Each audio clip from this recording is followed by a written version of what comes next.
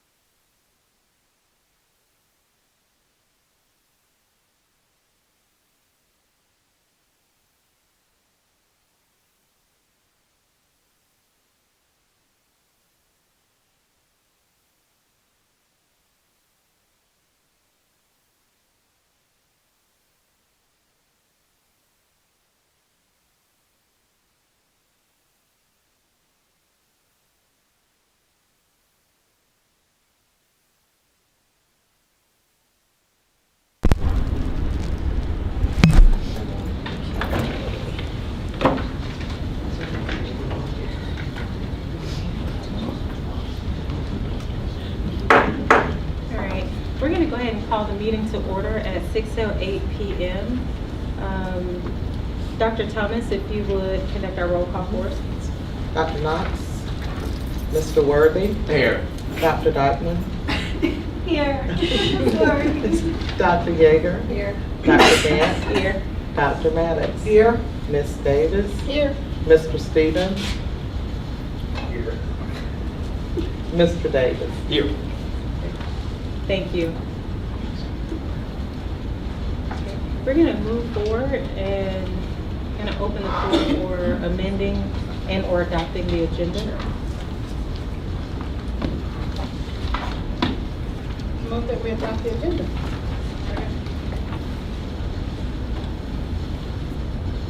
Okay. Okay. I would like to make a friendly amendment. We have a second. Yeah, we have a second. You're amending Oh. a motion or?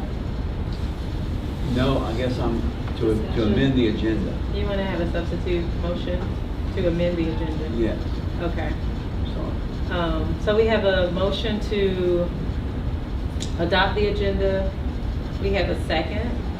And then we have a substitute motion to amend the agenda. Is there a second on the substitute motion? what is on is what y'all heard in Finance Committee today about the tax. I just want to know what's happening with the tax. And I Trying to- seconded it, even though I seconded hers. Okay, I'll second it, I want to hear what he wants to talk about. Okay, now open up the floor for discussion for the amended motion. Yeah, I know that Finance Committee, it was discussed about the possibility of joining the county in the county government in their request to alter, to freeze the property taxes for folks who are living who are living in their homes, whether under or below the I want to say time and a half, but that's not right. 150% or below with the poverty rate for this area. And so I know it was discussed in the Finance Committee today, and I just wanted to kind of get an update now instead of maybe next week in the superintendent's report. Okay. Any further discussion about? So that would be amending, adding to, what, are we adding to the superintendent's report? Will be in my report, I think is what you're requesting. is that- Yes, that would be fine. All right. That'd be great. Yes. Do we need to So we don't need to amend amend it? it. I don't need to amend. Okay, so you want it to be a part of Dr. Thomas's? Yes, if she's covering it. I withdraw my, I wasn't, but I will, Okay. based on your request. and I will withdraw my friendly amendment. Okay. All right, so we're back then to adopting the agenda. We have a motion and a second. Open for discussion.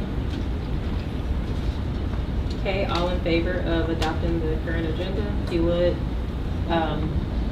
show by raising hands or saying aye. Mr. Stevens? Aye. Okay. So that motion carries. We have our agenda before us. And we'll start with our informational items. And I'm sorry, I probably should have shared that Mr. Stevens is joining us by phone tonight in here and for our executive session as well. And so if you can, when you speak, be sure you, if we could speak loud enough so that he can hear us. We'll start with our SPLOS reports.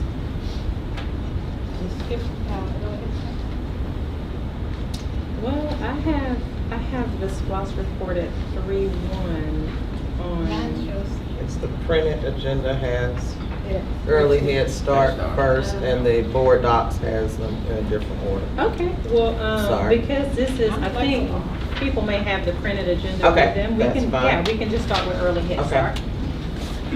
If there's any additional information, questions, discussion items from your viewing the report. Ms. Higginbotham is in the back if you all have any questions. Your report is in your packet.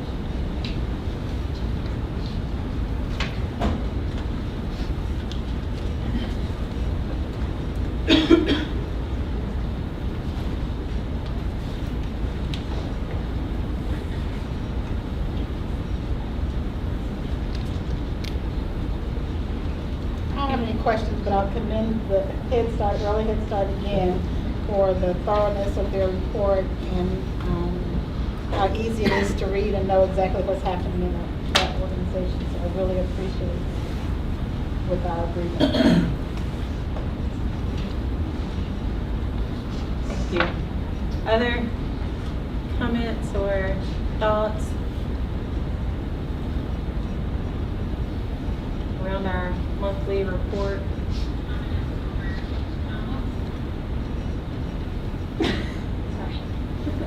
Just putting you online, I'm sorry. Oh, it is. I thought I think I heard my voice. Okay. Okay, so we will move forward if there are none. Okay. SPOS report? Also in your packet, Mr. Gilbert is here if you have questions. Yeah, I know when we did the, when we had the 5-year review of the Career Academy, there was some discussion by the people who came and made their presentation that, and I may have misunderstood them, but it seemed like that they were, when we talked about where we were putting the welding lab, they, you know, their response seemed to be, well, y'all need to check out what other people have done. And so I didn't know if that's something that we've done, or if we felt like we needed to do, or. Yes, we've been to Hart County, we've been to several other counties looking at their manufacturing and welding lab to get some ideas and information. We took the architect with us, and as far as making notes and things like that, and we're working with our business partners to give us, you know, ideas from their side of the equation to make sure we're providing all the necessary things that are required. Is that space going to work? Yes, we're, the DOE requires roughly 3,000 square feet. With the additional space on the outside, we're over that. Most places kind of have the clean side, classroom side, then the, you know, the welding side, which is the dirty side. We're going to have those same components. Our welding side is actually a little bit bigger than, I think, the facility in Hart County, and I think it was Morgan County I went to as well. Yeah, so we're like I said, our manufacturing partners are giving us specific equipment recommendations and things that they would like to see for our students to be able to do, which align with the curriculum as well. What about the height requirement of the ceilings, or the height of the ceilings? Yeah, we're good. On the one side, we're actually going to take out the laying ceiling where it's going to have exposed members and all. So again, so on the welding side, it's going to look more like a welding lab versus, say, a classroom. The classroom side, we can keep that, the clean side, with some of the engineering components, you know, some of the electrical circuitry, things like that, that don't, you know, when you do it, you know, you don't make a mess, that type of thing. And I know, like, I think when I attended, this is my first time ever going, but it was like a monthly, maybe, roundtable with the community partners. And so, like, different companies were there, and there seemed to be general excitement about, not just excitement, but agreement that this was something that was significant and that was going to be useful, and that it would. No. Yeah, we're now meeting weekly with those gentlemen, where Troy goes and, yeah, the subcommittee, so they're actually pulling together equipment lists, you know, things like that. Yeah, the subcommittee meet weekly, and it's a small group that's focused just on building a lab, in addition to what we met in that monthly meeting. Yeah, I think the problem that the people who came to evaluate the Career Academy had is just not, well, first off, the ceiling, now that I know a little bit more what you're doing to the ceiling, envisioning it as a welding lab did seem. Well, it's kind of like the cosmetology lab. If you would have taken them into a classroom and said, hey, this is going to be our cosmetology lab, and then now what it is, you know, it's sometimes it's hard for people to, you know, envision, you know, what you can make. Right. I've got another question, but I want to make sure everyone else has. Yeah, I want to know where we're at in terms of the Clarke Middle School community and the building committee, and I know we came out with surveys and that type of thing. We've sent out parent surveys, so we still have to get those back, and then we kind of ran through the timeline for them of what we're going to do.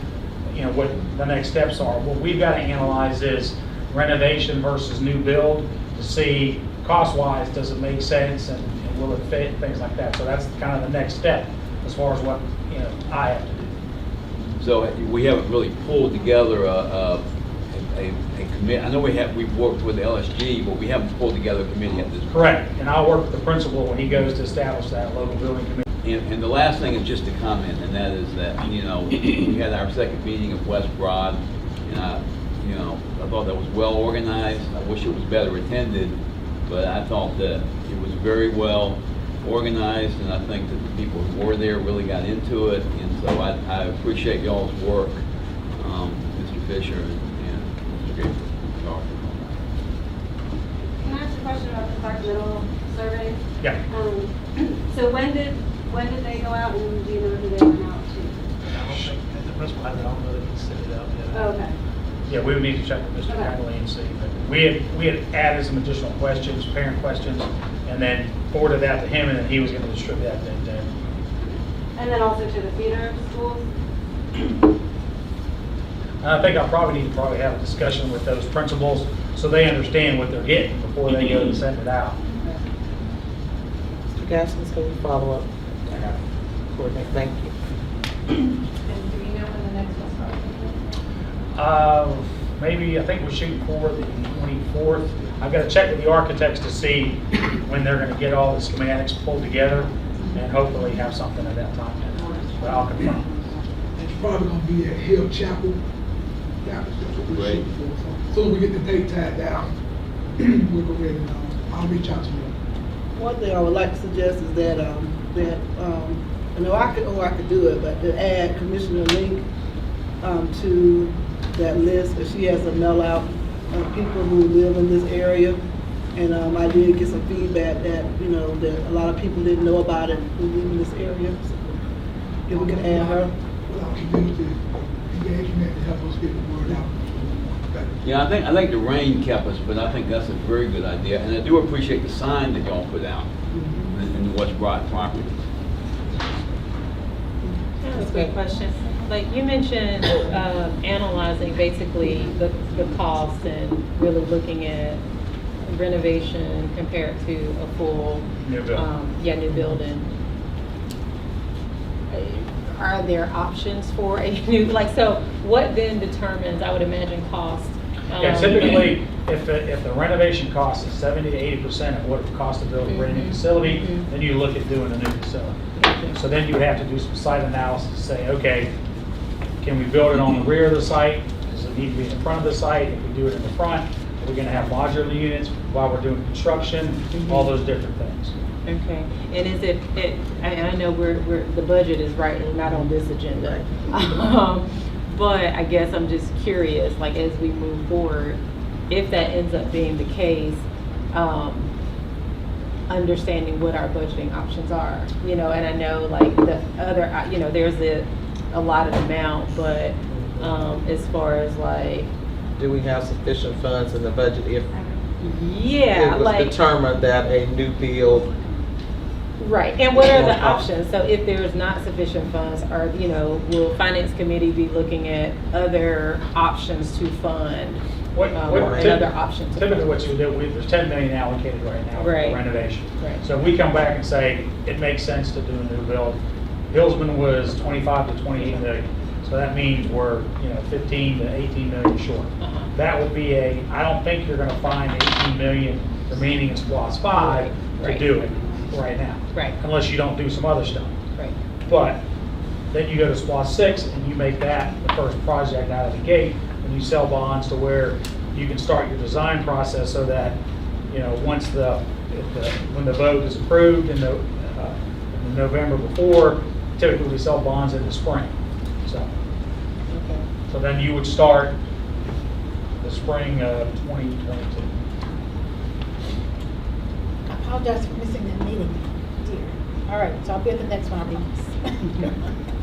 Yeah, I not to open up this can of worms, but when we talk about what's left in SPLOST, we're talking about the same chunk as we've got designated to Clarke Middle School, designated for the expansion of 2 elementary schools.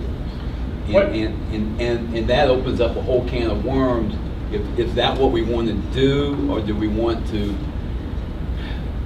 re-examine what a community school is, and is that what we want? So it's something that this board, ever since I've been on it, has never really talked about or addressed in terms of what is a community school, and is that something we want or something we don't want, or, you know, and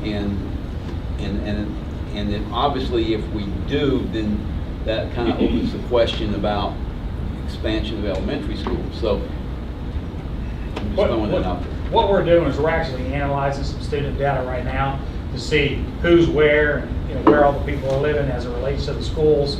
And we're hoping that either at the property committee meeting or maybe kind of schedule a separate meeting with you all to say, okay, strategically, district-wide, here's what we got. Because we know with the additional building permits and the apartments that are being built, we're going to have to react in 18 to 24 months to 36 months. So, you know, we're trying to kind of put together a comprehensive plan that says, okay, here's the building on the west side, here's the schools that have trailers, here's where potentially we need additions, here's School C, here's the ESM zone, to where we can put it all together in a strategic plan and say, okay, here's our options for all of that. Because if you pick up 300 to 500 students from all the new construction on the west side, you're going to have to do something.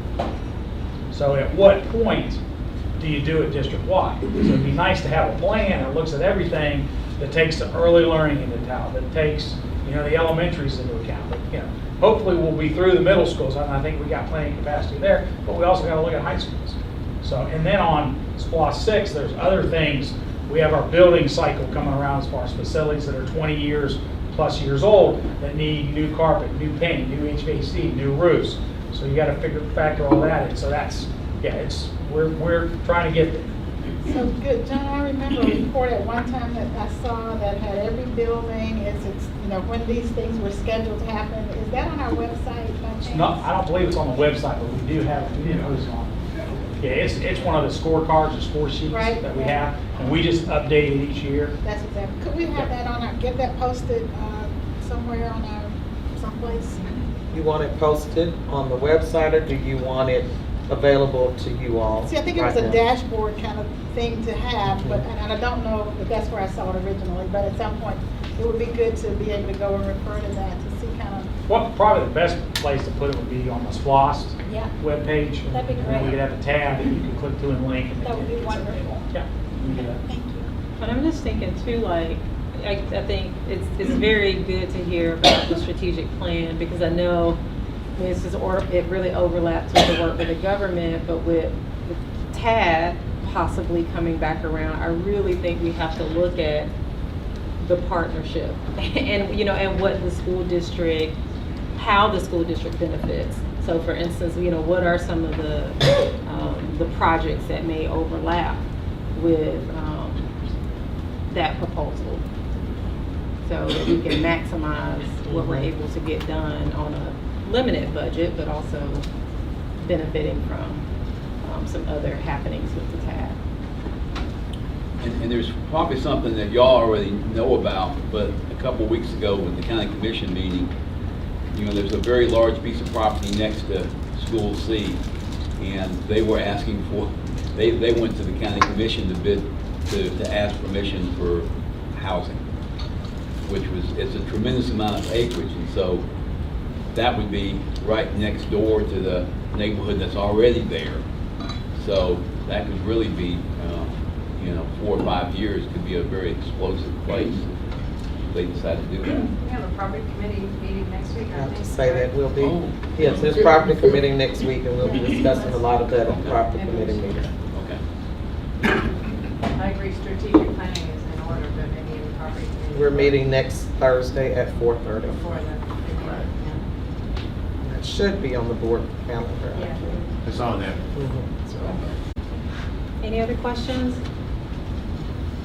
Thank you. Thank you.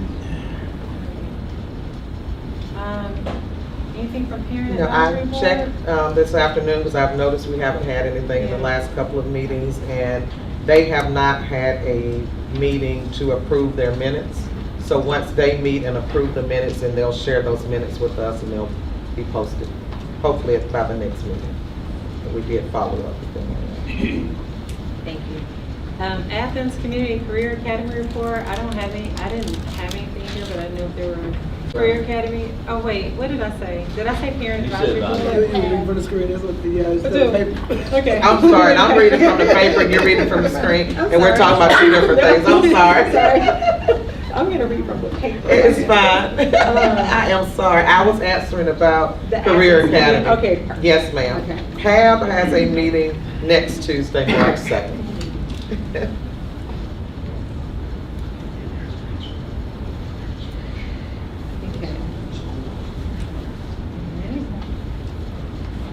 I said Tuesday, next Monday. I'm sorry. Next Monday. Next Monday, March 2nd. I'm sorry.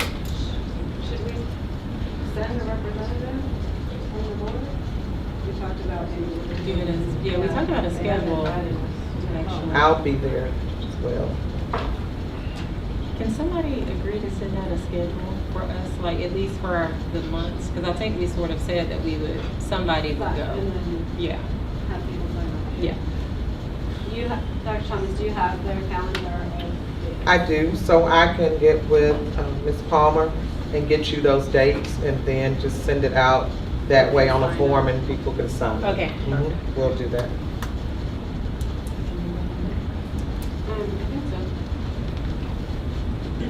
Okay. As far as my report, just general announcements. We will, a reminder that we're meeting tomorrow as well as Saturday for our retreat. And then I want to say, Dr. Yeager, you attended a new board member orientation, so that's taken place. And I think I saw an email from Ms. Palmer about the GSBA meeting coming up and should be taken.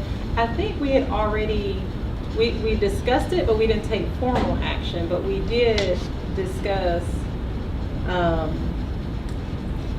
think me can go attending the delegate, is that right? I always look at Mr. Davis because I sort of get my assignment. And I have not received any information about I guess, I don't know what maybe they're waiting for the end of the legislative season, but normally in May, I mean, is when we have the policy meeting committee. Okay. And that's what I've been going to, and when unless they excommunicated me, last year they put me on that committee statewide. So. Okay. So, One of the things they introduced us to at the new board meeting was the GSBA Hub, which is a lot of it's almost like a social media site, and all this stuff is on there, including like the legislative reports, and everything's in there. So if you're not in GSBA Hub, I can show you how to get in there. show me how they join the club, I mean the Yeah, hub. join the club. And then that Sibley thing also that I mentioned, a lot of stuff is in there too, that most of it's free to us anyway. It's whether we prescribe to it and get our board docs in there. Can you send us links? Yeah. I think we had a meeting between, we left Assembly and switched to board docs. So we made, I think what you're saying is look at Assembly again. I think we have access to Assembly. Do we not? Similar is new. Assembly? Yeah. Before we had board docs, I can't recall what the scientific was. Similar. We had Assembly as a district before board docs, and then, Yes. and we moved, and we'll get, we're working on getting some summary information from you all. And I don't want to say my concern, just historically, we just went through a pretty extensive training process within about the last, would it be 2 years? If that, so, which is fine, but just being mindful of the costs that have been committed to transfer from Assembly to board docs, because there was an extensive training, and then there was on-site training for all of the users here, and then an additional training that some of our staff members were sent away to attend, and that change just happened in less than 2 years. It's been in the time since I've been at the board office, so I would ask that Since we not 2018. even begin to go back so quickly. I don't think there's, unless somebody has an issue with board docs. No, Well, I think board board docs brought us so much more in terms of our ability to interact, to be able to petition things better. They redid our whole inventory of policies so that, again, there's a more uniformity to it. So again, So- rather than spend that money on the board doing something else, I'd So like to two let things. more Just on my that. cursory introduction to it yesterday was, wow, this is a lot easier than board docs. Okay, and I'm a pretty good internet kind of user, so I thought it was significantly easier. She also said it was significantly cheaper. And it would give us connectivity to something we don't have with board docs. So I get the training thing totally, so I defer to that, obviously, but it's still worth a look at, I think, because it was pretty shockingly different and shockingly better than board docs. I was going to provide some historical background in my weekly update, just to give you all a history of timeline, when we changed over, what commitments have been made. We did have to change all of our policies from assembly Well, so to they board, just port stuff port over. things back, so. So that would not be a big deal. I don't know. I get that push every time I go to a GSBA meeting. When are y'all coming back to assembly? Well, So, because yeah, that, that's a I good mean, they idea to have developed a it, but conversation. it's 165 out of 180 districts in the state, plus lots of districts around the country use it. So, I mean, I don't know. It's the first time I ever heard of it, so I'm. That's what we used for a certainly- number of years, if I'm correct, Mhm. prior to the last. That's why I said what I said a few minutes ago, because what Dr. Haig is saying, it has been updated tremendously. Yeah. I sent you an email Yeah, today. yeah. Make sure when you go to NSBA and go through that exhibit, that booth, go through the NSBA exhibits Oh, and go to GSBA booth yeah, and. and look at the assembly. Oh, yes. Yeah, You yeah. would see, So you saw it last year when you went? Oh, absolutely, yeah. But, Yeah, it's got ELA development stuff, it's got superintendent evaluation Yeah. guidelines. I mean, I came across it the other day when I was looking at things for superintendent evaluation, and it has the ability to, you can create your evaluation in there, and then everyone on the board can input their data directly onto Assembly, and then it will tabulate it for you to do. Wow. Just maybe worth checking. Yes, it's on my list for communicating tomorrow. But the new board training was really, really helpful. I thought they did a great job. And I don't have any additional, thank you for sharing the board training. I can't think of any additional things that may change between now and next week, because I think it's like one thing that I'm not remembering. I will say with the NSBA, I unfortunately will not be able to go. I know like a couple months ago when we talked, that was part of what we were discussing. I think the district normally sends, 2 or Two. maybe, yeah, okay. So Two. you're not going to Chicago? 3. So yeah, that would just be Dr. They're approved for 3 as well. Okay, so we're approved for 3, so if somebody else, I really want to go but cannot go. But we missed the deadline now. Oh, do we? Another one? No, you're never mind Yeah. then. Oh, you Okay. can go. Yeah. Well, another person can go, but you have to pay a late fee. Yeah. Yes. But I'm not interested in going. I've been to Chicago before, of course, I've been there numerous of times, in the NSBA. I don't like the venue there. It's conference centers, Clarke, I think, is right off the Lake Michigan. I think what is April 2nd to the 4th, whatever date it is, but you gotta take something more. I almost went to someplace to buy me some clothing because it was cold.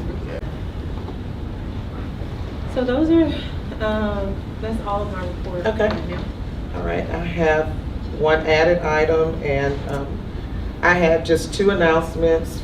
My first one, and I forgot they were going to be here, was to recognize Cedar Shoals' basketball team for making it to the Final Four.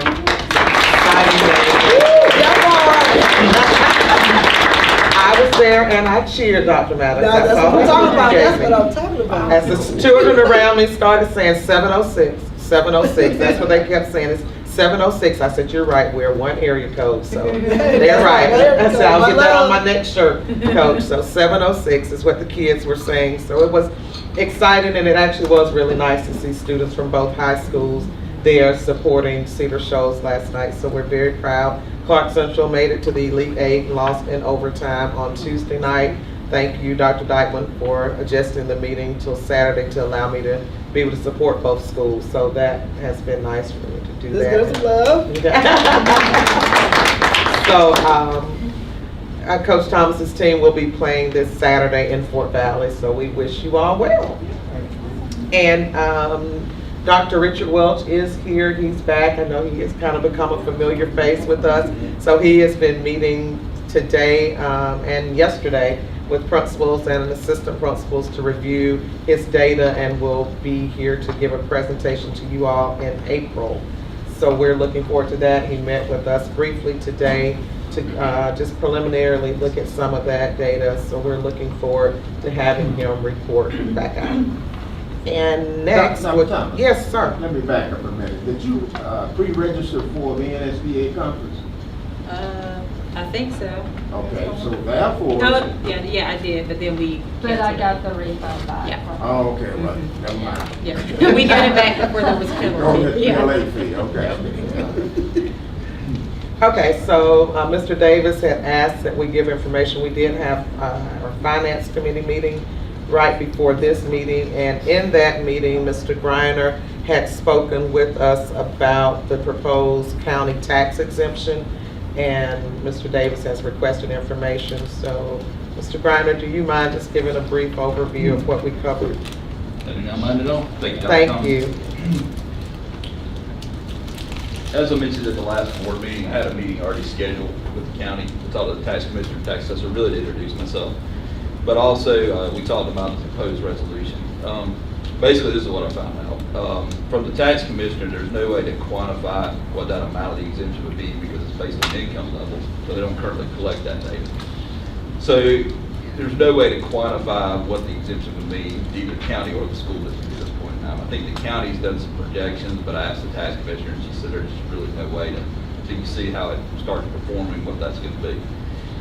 It would be based on people coming in, applying like they do now for a homestead. You have to bring your income proof that you're below the 150% level. It was also pointed out in that meeting that we already give quite a few exemptions that the county doesn't offer. Those were just the points of information that were mentioned in that meeting, which is true. Which is true of most of all the districts I work in. That's normally true. School exemptions are typically higher than county exemptions. That's what I found throughout the course of my career. So those were just really the two pieces of information I was able to garner from that meeting with the commissioner and the assessor. What we discussed in finance was, the board has the option to either do a separate, as Mr. Davis pointed out last time, the board can do a resolution. The county's done a resolution. It's in the state legislative or local legislative body, and they took it to the state level. The Board of Education, if so desired, had to do a separate resolution. You don't have to. You can have an exemption on one side and not on the other side. I've seen, they pointed out on the meeting I had. I've seen that in many districts as well. And as I pointed out, we have a lot, not a lot more, but so we have more exemptions right now currently than the county does. So you don't have to join. It's not a, if we don't do it, they can't do it type deal. I mean, it's just a choice that the board needs to make whether to do that resolution or not. So those are just the facts or the information I was able to. This is the last meeting. Yes, sir. Yeah, I got one question. I mean, it sounds like from what you're saying that waiting a year may, if the county gets permission, which Yes, some sir. people say may not happen, maybe it is better to wait, but, and to see if they do get permission to see what Yes, sir. impact it has. But these other exemptions, I mean, I do want to point out that if we have one exemption that it's not income-based, but it's simply on age-based. Right. And I just have a philosophical problem with that, because I don't, well, I think it's obvious that, as an older person, I'm gonna need educated folks to take care of me in all kinds of areas. And so I have a stake in having a vibrant school district. So do we know, can we find out how much What other exemptions do we have besides the Yes, age? sir. I will ask Mr. Dunnigan with the tax assessor's office and We get, can- or Ms. Meadow, tax We can- commissioner. If we can find that out, Yes, sir. and like how much, like I never put in for that over 65 Yes, sir. exemption, but I don't know if very many people have or whatever, but I would be interested to find out how much of an impact Right. these different exemptions make on our Yes, sir. bottom line. And that would be, that information should be, actually, the biggest thing is I need to get a list of the exemptions from the county. Once we do that, there's a consolidated tax digest you can actually Google for every county in the state of Georgia. Once you know the exemption code, you can see the actual dollar amount of the exemption, so I will get that information for you. There's actually a list on the ACC website. Yeah, I had got Is that, that for but there is a school? list on there. Is that for Gotcha. school? No, AthensClarkeCounty.com. But Yeah, it has the school list to It it. has the school exemptions? Yes, yes. They just list them out, I think, and then I can get you the dollar value. Oh, That's okay. fairly, yeah, there's a there's a site you can go to that has, again, has every digest for every county in the state by year. So Greg, are you saying we might want to take some of those away? Yeah, I in mean, lieu it's of, possible. income? It's possible. I mean, it just seems to me that the focus needs to be on the income level and not age or other factors. It's two separate resolutions. Right, Okay. right. Our board would have to do a separate resolution. The county's already done their resolution. They've already presented it to the legislative body. It's at the state level now. We decided if the state moves forward with it, they would have it on the referendum. There would be a referendum for the ballot. Citizens would have to vote on that referendum. So since I've been pushing that, I'd be fine waiting and see if we really don't know what impact it's gonna have, then maybe we'll wait a year and see. But I do think that we need to look at the other exemptions Yes, and I think can very get you that seriously date. about making trades. And I've seen the 65 and over exemption. I've seen it anywhere from 10,000 to a full exemption in other districts I've worked on. Wow. So, yeah. Full exemption is, yeah. So I've seen it, you go the whole spectrum there. So. I have 2 people in my district waiting for that. Man. The other thing that we talked about, Greg, was that it might be too late for us to do it Yeah. for this year anyway, since the county has already, they've done it and they've already presented it. So we just might not be able to do it. Thank you. Yep. Thank y'all. Appreciate it. Thank you. Thank you. All right. Next we have Mr. Gilbert is going to present on our athletic program facility improvements.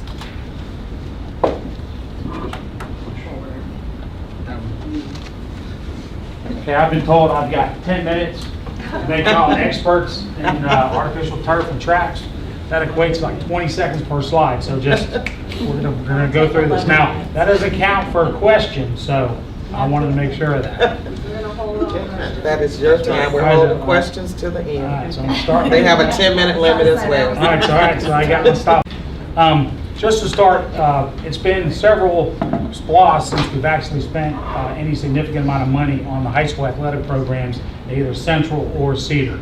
I think in the spring of 2019, I believe, we had meetings with both schools, principals, athletic directors, and coaches after some discussions from parent groups and such that they felt that some of their facilities and things that they were utilizing weren't up to speed. So we started back in the spring of 2019 and kind of went through and had each of the schools identify their priorities and needs and lists. This is just kind of today's meeting, going through what we're going to be doing, looking at the Clarke Central and Cedar Shoals, the field visits we did for the turf fields, manufacturers' presentations, proposed evaluations, and recommendations.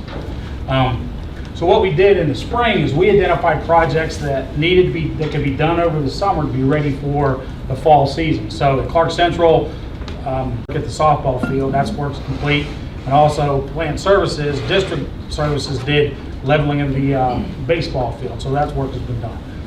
These items are pulled from, they have a multi-page list, but these are kind of the big ticket items. And the next on Clarke Central was the stadium, field and track, some locker rooms, a Crawford gym, and tennis courts. Now, we're kind of landlocked at Clarke Central and tennis courts, so we're gonna have to get creative there. But the immediate need is the stadium, field and track.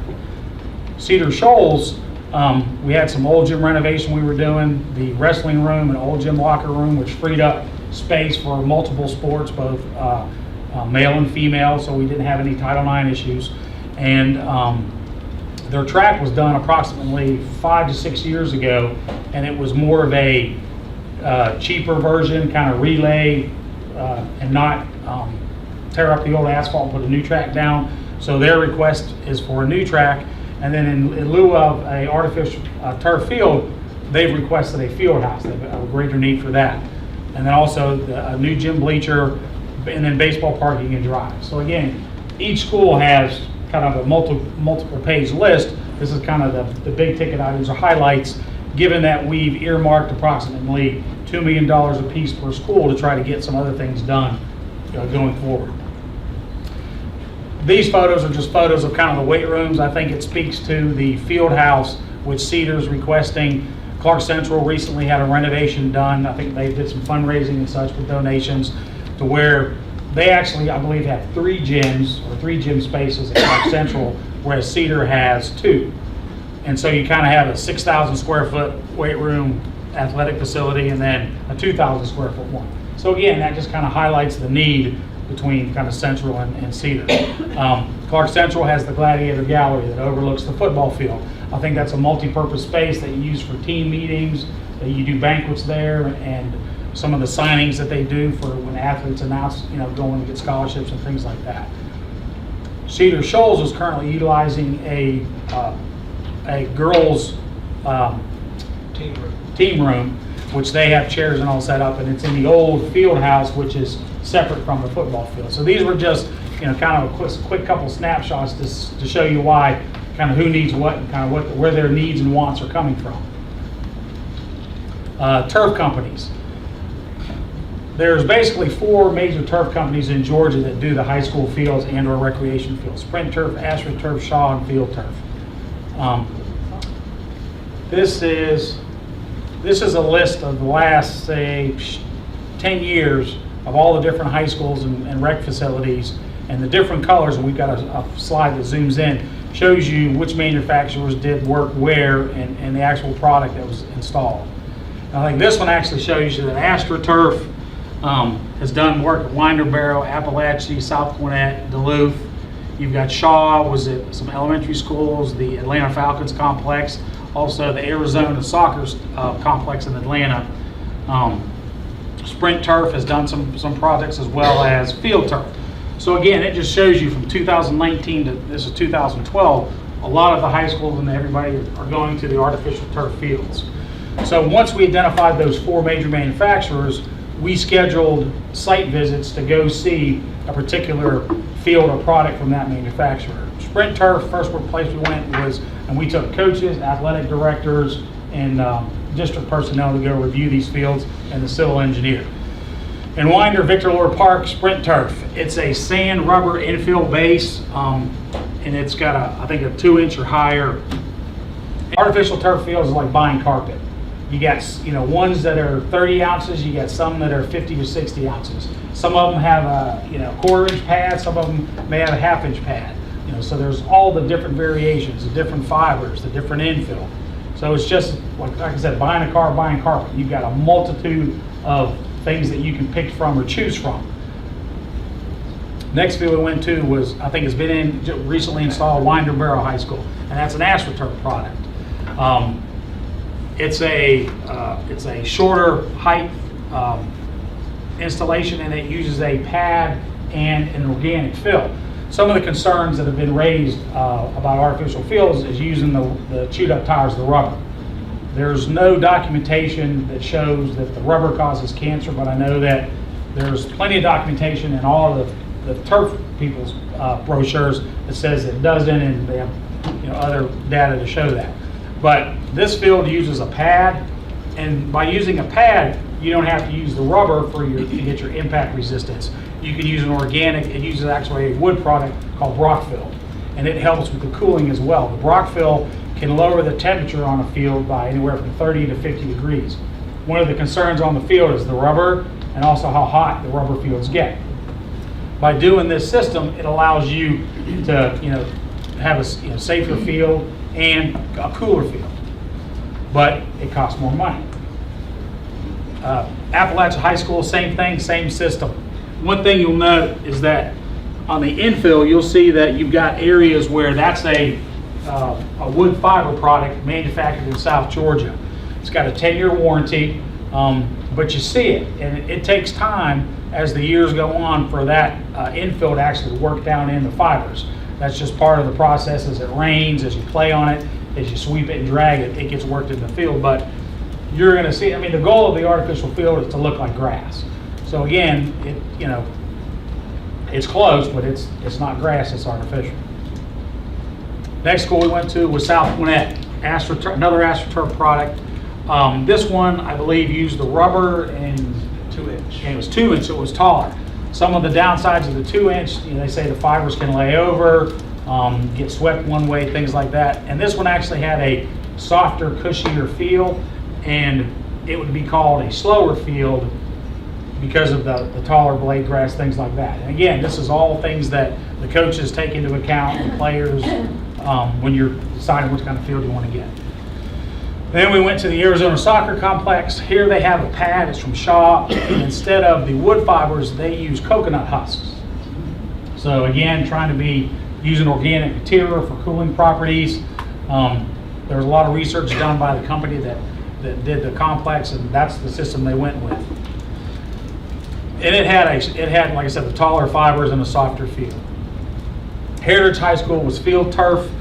They only do sand and rubber infill, and this was a field that's been down about 6 years, so it was nice to see one that had been installed and kept up for 6 years, and it looked pretty good. And then the last place we went was Oconee High School. It's an AstroTurf product. This is a 2-inch fiber with rubber infill, and again, they chose not to go with the pad. They felt that the sand and the rubber was sufficient and got the safety ratings that they needed. And some of the products, they actually have different, in addition to the rubber, they have a rubber that's encapsulated with a product that helps with the cooling as well. So again, kind of a different alternative, just not the straight black rubber, and maybe tinted green or white, and it helps with the cooling. And I think, John, correct me, you guys have played, you played at Oconee and as well as, yeah.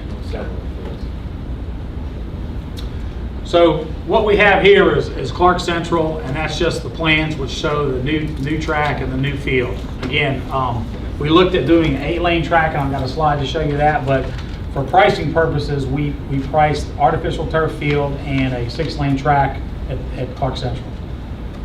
This would be kind of representative of the color scheme, that you would have the red and the gold at the end zones at Clarke and Central, and the C in the center. The coaches' boxes, sideline boxes in red. The soccer striping would be in black on top of the green. And these are all actually sewn in or stitched in or glued in to the field itself. So it's permanently marked. We don't have to plant services today. So the tracks come with a 10-year warranty if you replace the asphalt. We're going to do that. We're going to fix some of the drainage issues and such at Cedar Shoals. This is a slide that shows an 8-lane track, and all these bubbles and all these arrows show you everything in addition that we would have to do at Clarke Central for an 8-lane track. And it just general budget numbers, you're at least an additional $1.5 million to do an 8-lane track. You would have to modify or rebuild or relocate the visitor stands. The track would get too close to the concession stand. That would have to be rebuilt and reconstructed. You're up against the scoreboard would have to be replaced and moved.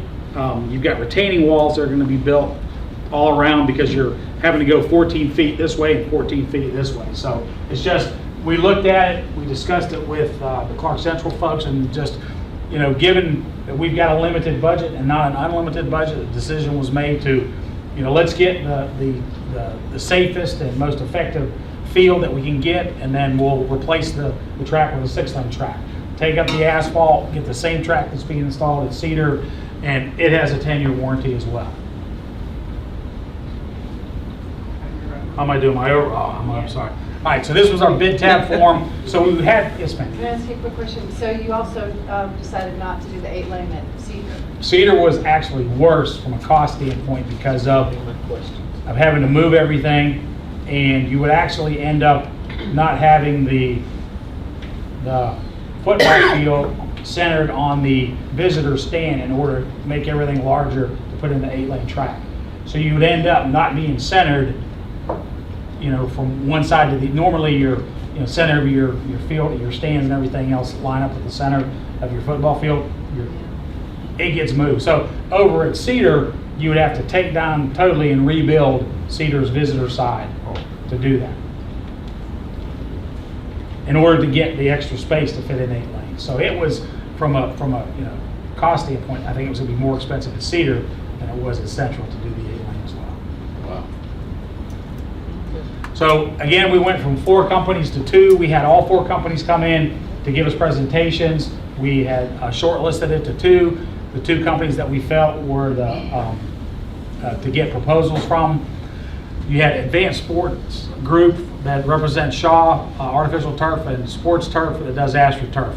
Kind of have a breakdown, and at the end you can see that there's, between the 2, it's roughly $68,000 for all of that work, and that's about 2%. On a project of this size, that's pretty good to get, you know, a bid that large to be that close. Some of the line items are different. You can see that the Shaw Field is about, what's that, $102,000 more expensive than Sports Turf. But then you look and you say, well, wait a minute, the track is a couple $100,000 off. I think what's happened is the contractors put different line items in different cost centers. So really, you've got to look at Clarke Central Other and combine that number with the track to get your true cost. But in addition to the tracks and the fields, this other, you have stormwater detention, which has to be installed at Clarke Central. We have to hold a percentage of the structure and then discharge it so it doesn't, you know, flood the creek that's beside Clarke Central. That's, you know, quite, it's, I don't know if you've ever seen a septic system that goes in nowadays with the chambers. We have to do 265 of those chambers, and you got to dig down about 3 to 4 feet. You put the gravel, you put chambers and gravel on top of the chambers, then your pad, your turf, and everything else above that. One of the other challenges at Clarke Central is we have groundwater at 3 feet on one side of the field, and we have groundwater at 6 feet. So we have to excavate 3 feet down to put this system in. We're going to hit water, and then we're going to have to do something to get the water away while we're putting the system in. So again, it's additional cost. It's not just you got a nice plain flat field somewhere and you can go slap it in and you don't have to take things into account. So those are the cost breakdowns. Recommendations, it gives you the bid. What we had recommended was we felt that the Sports Turf company, which does AstroTurf, that provide the same product at Winder, Barrow, and Appalachia, do the work. And so the total cost for artificial turf field and track at Clarke Central was $2,444,000, and then the track work at Cedar Shoals was $865,000. When you break up that $3.3 million. As far as the field, that was just a splash pad. I thought we had a slide.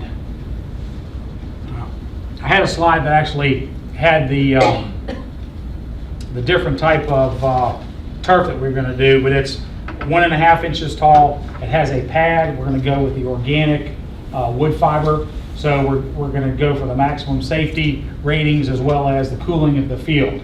That way we avoid the rubber discussion debate, and the actual pad has a 16-year warranty.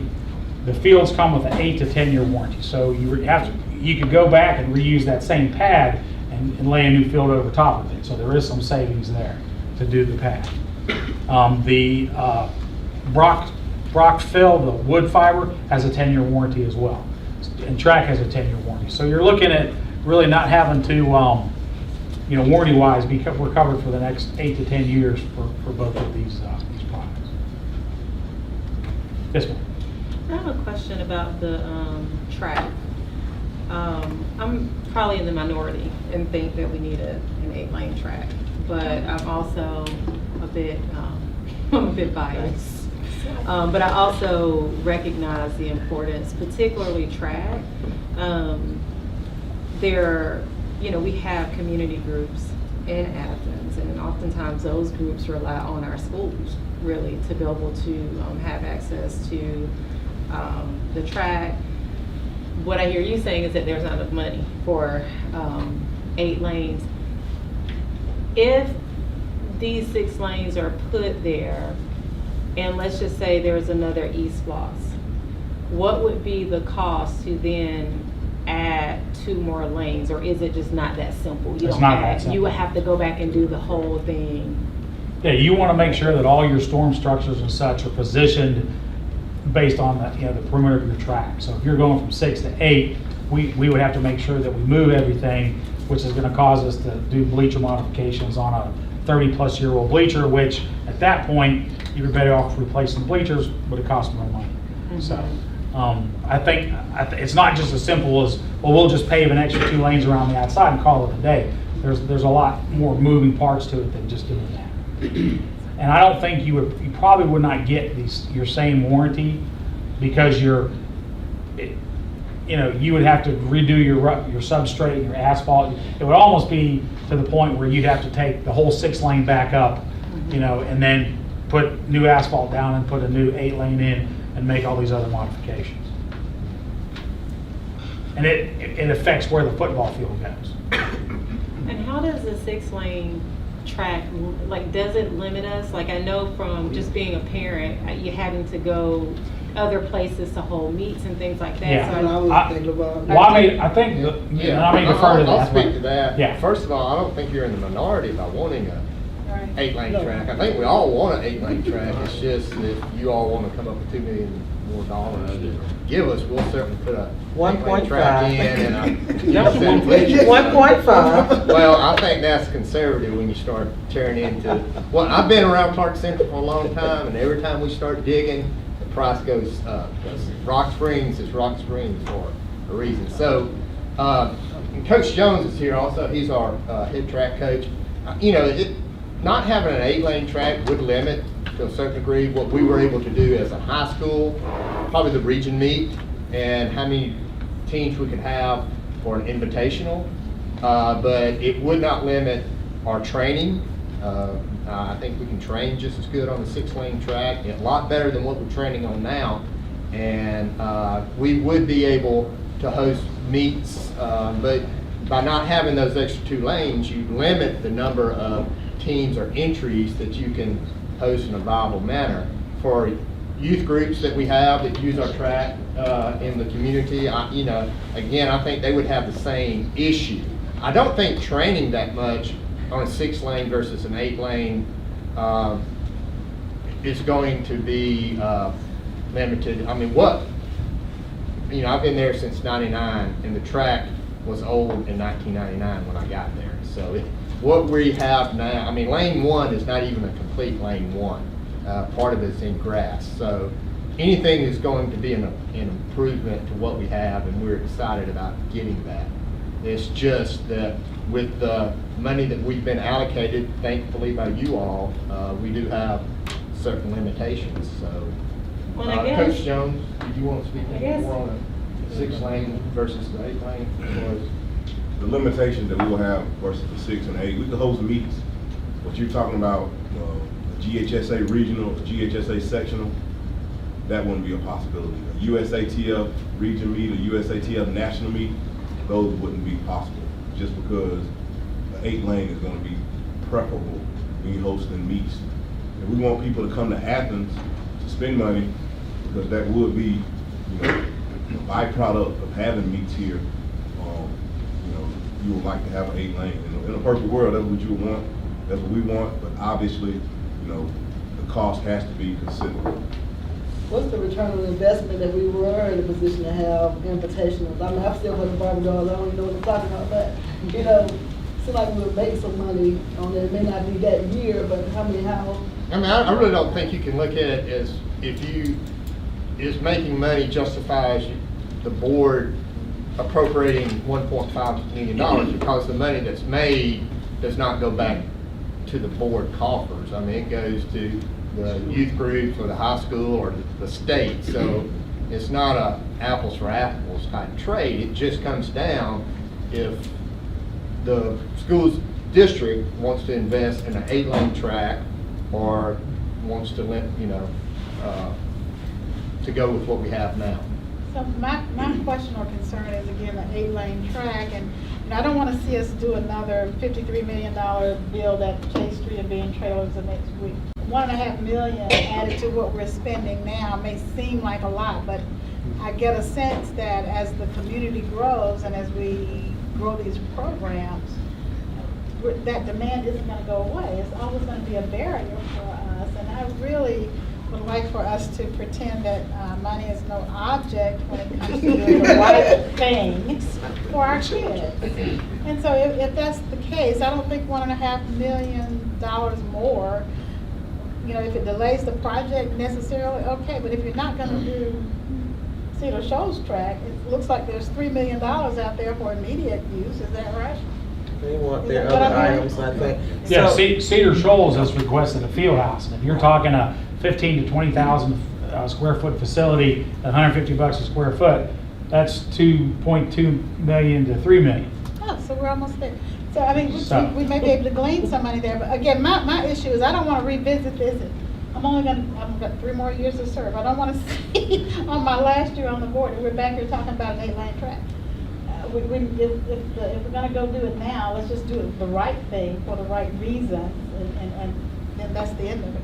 Well, and I think it requires some forward thinking that is actually related to budgeting, strategy, long-term. I mean, because this was a project that was put before the county government last year that they had the opportunity to fund. And although we do, granted, we do benefit from eSPOS, I just do think we need to be more strategic, because if we would never say that we don't have a football field for people to be able to host like teams and things like that. So, to have a track that, yes, there are improvements and training, but that we can't, host, that there are limits there.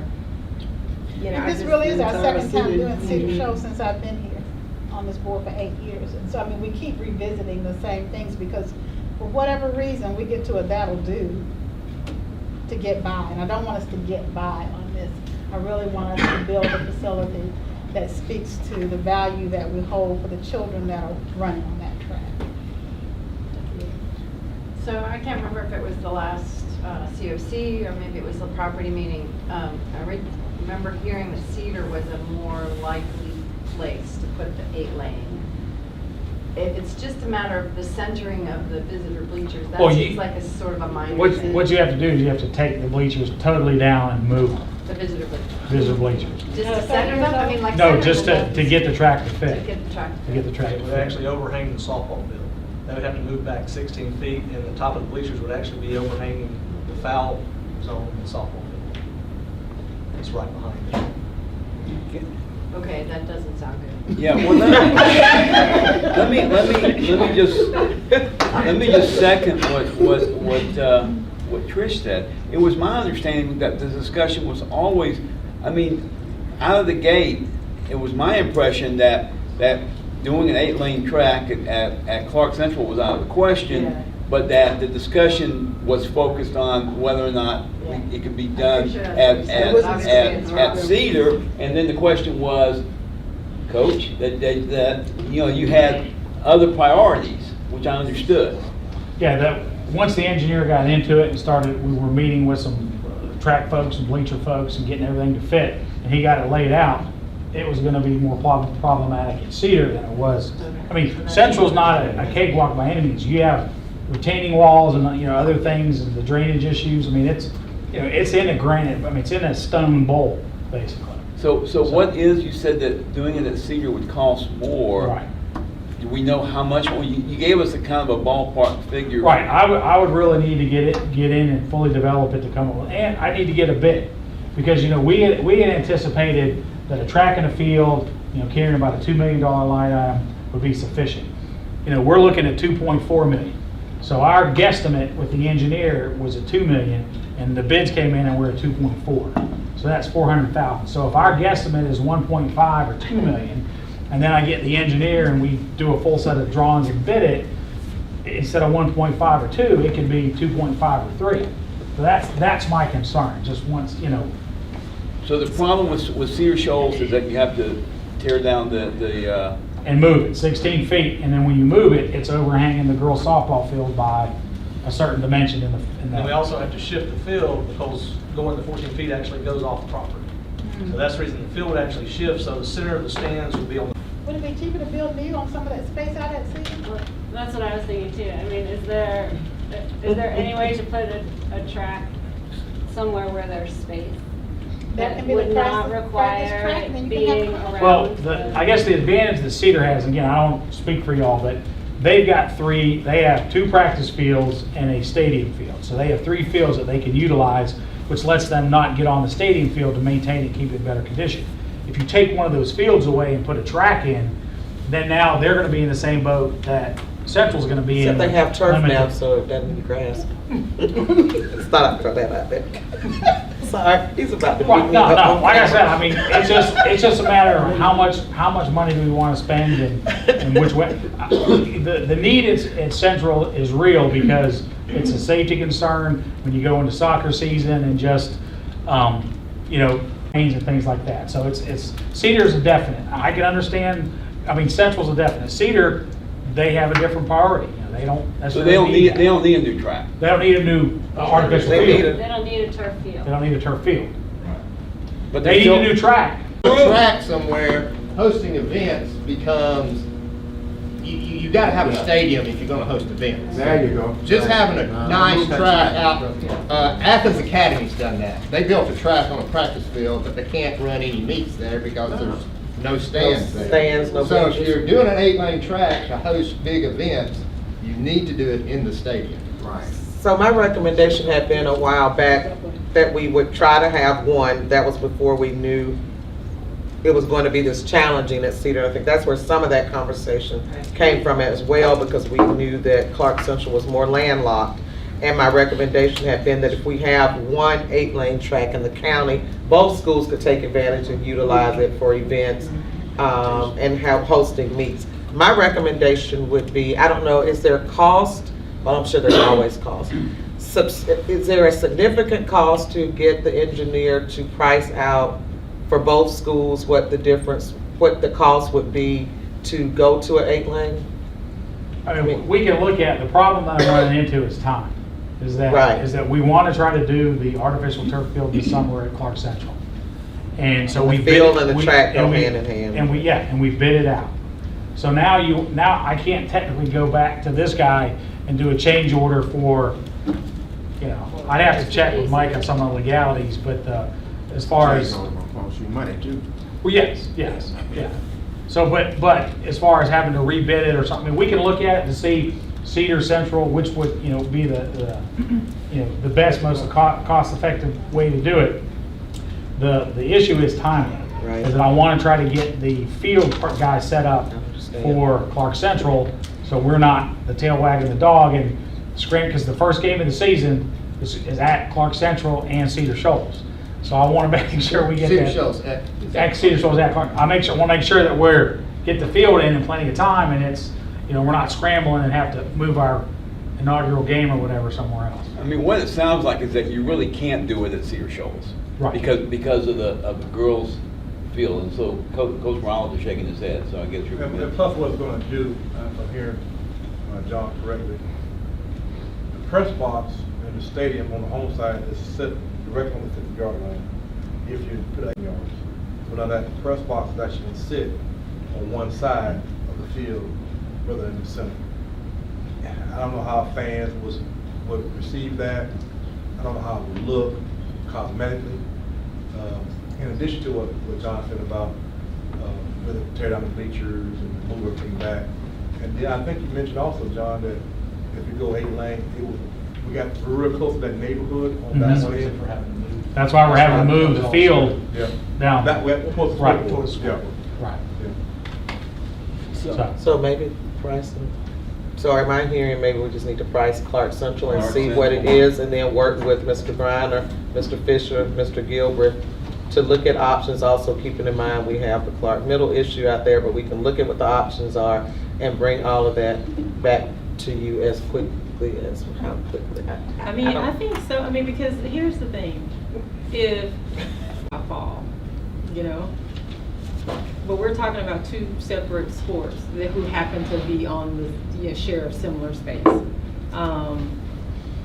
Advantage of any of these, but I just think figuring out how do we not keep getting, I mean, I know use, time, all of those things happen, but how do we try to do the best that we can, not just with tracks, but with buildings too. And I don't see this as a separate thing from our other budgeting and capital type projects. I think we really are gonna have to take a look and figure out how this fits with strategic planning over the next several years, you know, if it's something that we end up wanting to prioritize in the future e-sploss, if we want to start some of it now. I just, that's where I am. But I'm also one out of nine, We're gonna so I generate probably some don't know additional what- money. Well, when it comes to On- We're gonna generate additional money for the remaining 30 months or whatever we're collecting for SPOS. I don't think it's gonna be enough potentially to cover, you know, a field house, 8-lane track and all that stuff. So then it comes down to a matter of, okay, here's your, you know, and I included the SPOS numbers here that, you know, here's your projected budgets.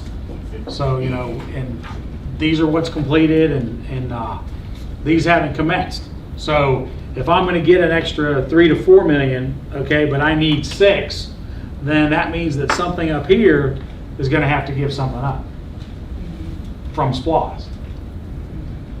There's probably not an extra 6 million. We're probably gonna get, you know, we're averaging $2 million a month, which is 150,000 more than what we projected. So when you do the math, I think it ends up being 4.5 million. So when I do the numbers for Clarke Central to do an 8-lane track, and then the total Cedar Fieldhouse, Cedar track, Clarke Central turf, Clarke Central track, I need an extra 6 million versus 2 million. We may not have it, and we may have to go to some of these projected budgets. You know, that's at 4. It may have to be 6 or 7 or 8 or something. And then where do we take it from? So that's my only concern, is that, you know, I can get the numbers. It's just you guys are going to have to make the tough decisions and say, well, we're not going to do that. You know, and the goal is strategically to look, you know, do we have to do the Gaines expansion? Do we have to do the Chase expansion? We know we're doing Clarke Middle, but they need 25 million. But are we gonna, is the plan, okay, that's first thing on SPOS 6. What if SPOS 6 doesn't get approved? And then you just spend your money on a track. So it's just, again, I can lay it out for you, I can tell you what's gonna cost. You guys just have to give me some direction. And we do have property meeting next week. Maybe this would be a great something to continue in property meeting, and it sounds like, yes, this probably won't go on consent. Can I second your motion, I Dr. did motion. Thomas? I don't know if I can motion. Well, If I can, I'll first it and you can second it. There we go. But that is, as soon as possible, we can try to get as true numbers as we can about Clarke Central, Okay. 8-lane track, and I guess the only thing that I'd like to do is if we, and maybe sometime in the month of March, or not wait until April, we'll have a to get special meeting. approval to say, okay, here's the cost, let's do it. Because like I said, I really want to try to get that person lined up so that we're not the last project that they get on their list, and then we're behind the 8 ball, and then we get the weather, and, you know. I agree. And then you guys are. I would agree, and we may get that information and say, well, okay, never mind, let's just go back with our, but I think having the information. Okay, I can do that. Thank you. Thank you. I tried to keep it at 10 minutes, y'all ask questions. There's no way. Dr. Myers and Dr. Gorham will present on our alternative education.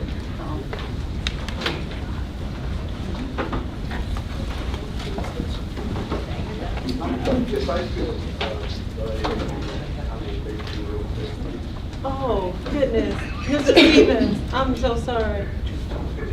I'm gonna figure out, I'm so sorry, Mr. Stevens. You're always welcome to join us. I forgot that you were there. Are you talking about the track and field conversation that you have questions about?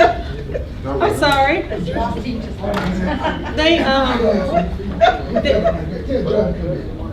Ms. Brewer. There's no question, and I know I can go to that, property for years, so, the number of situation is side board rate, but, we're talking about, beyond CCSD, we're trying to develop the east side and bring up that, whole corridor, and we're really putting a priceless state as well, when it comes to that astroturf, that I was talking about in the property, meeting, so I'm really,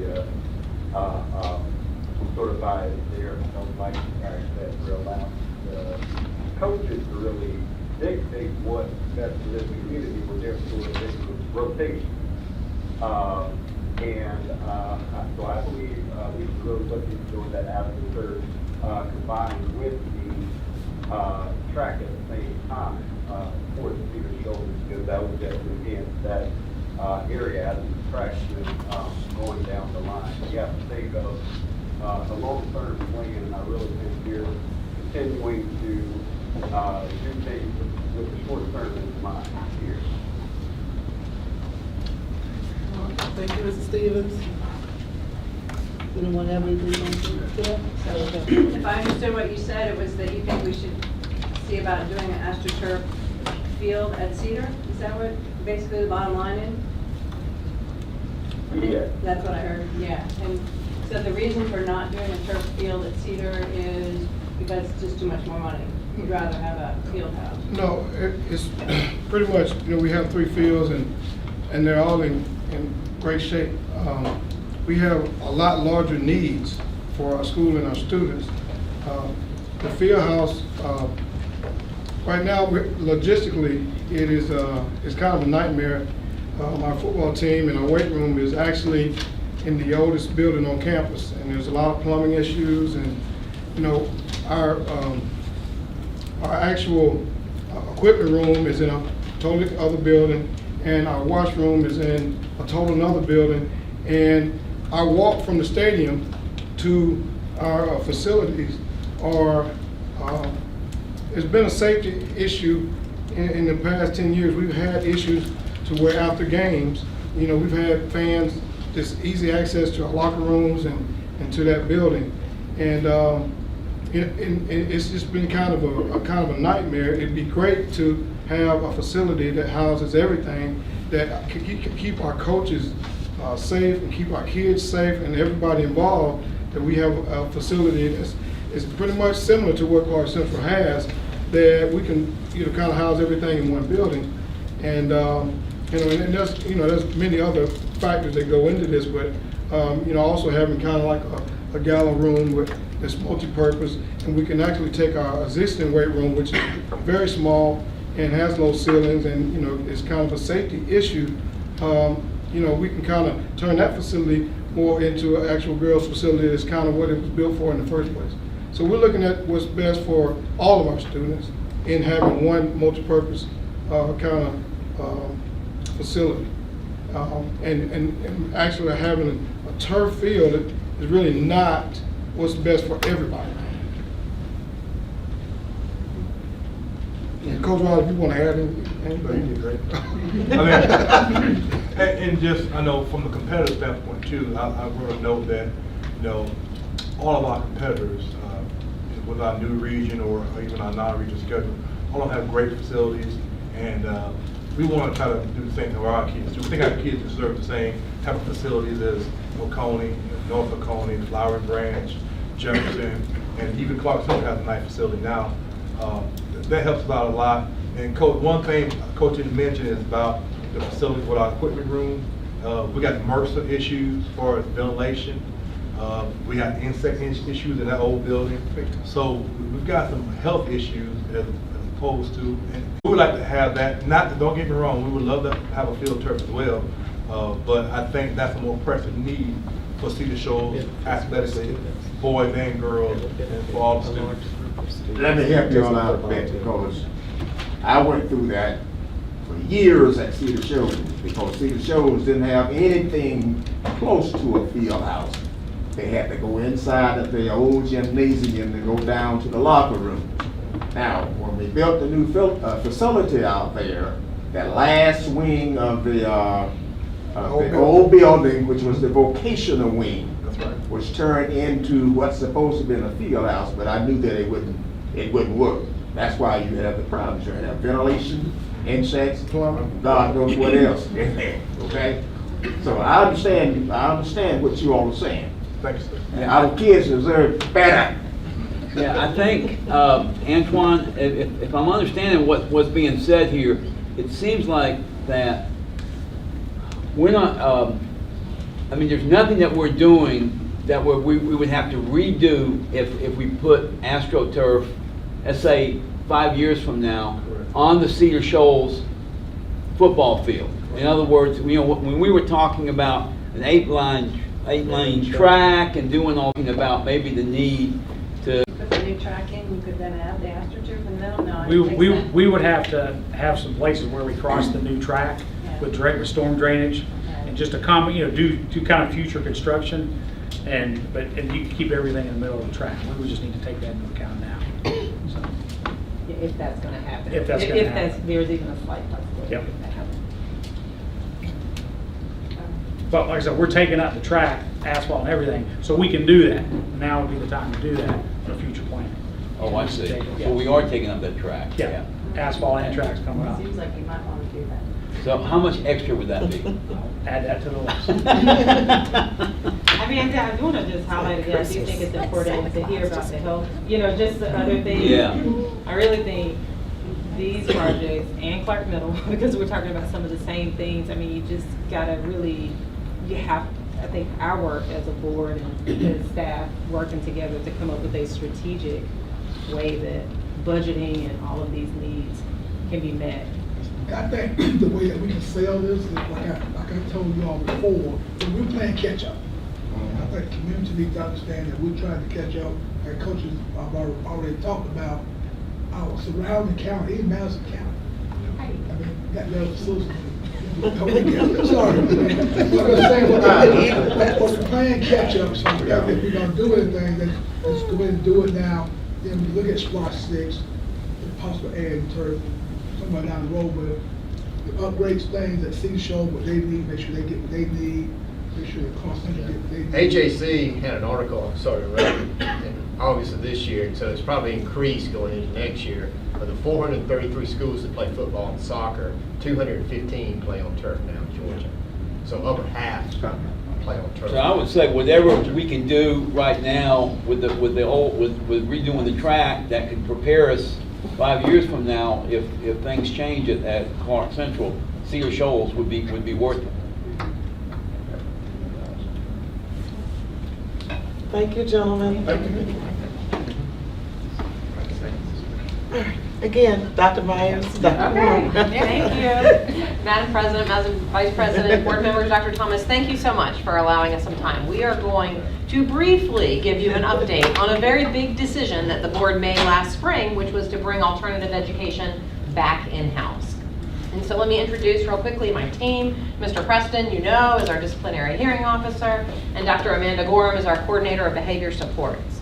Coordinator of alternative education and behavior supports.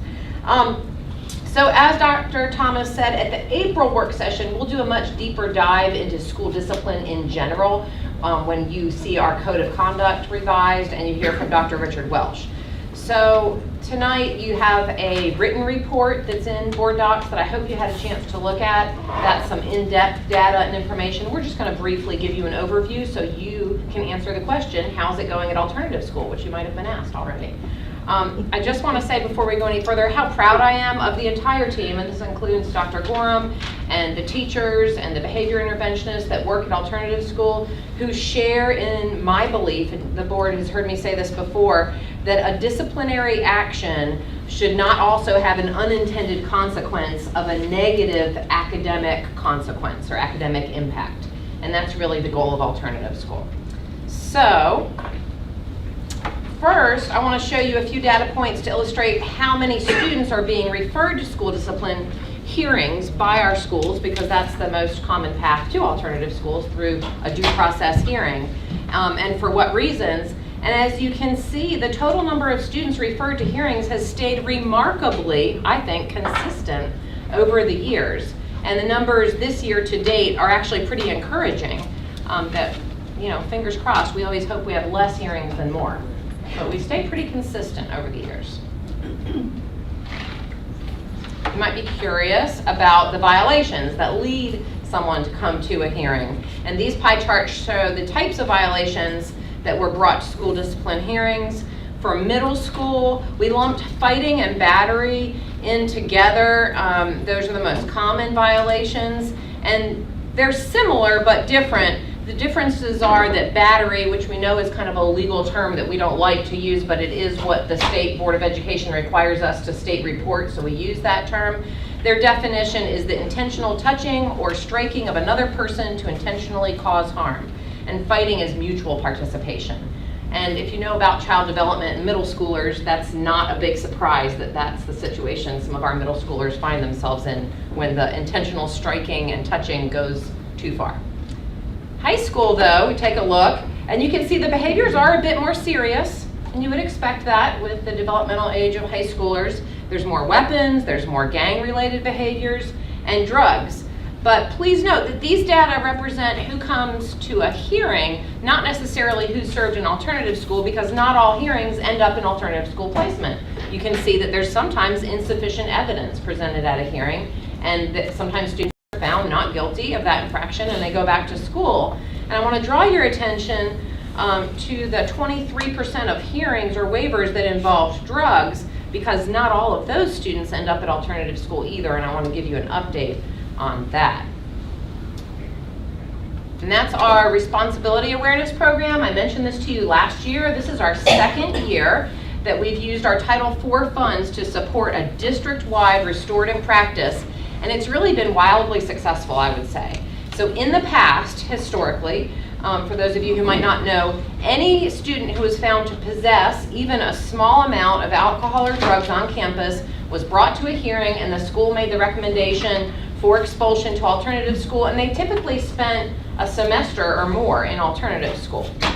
The responsibility awareness program allows some students, not all, but some, the ones who aren't selling, aren't dealing, and it's their first time with an infraction, to participate in this psychoeducational class, serve an out-of-school suspension, it's not without an out-of-school consequence, but return to their home school following a 10-day out-of-school suspension.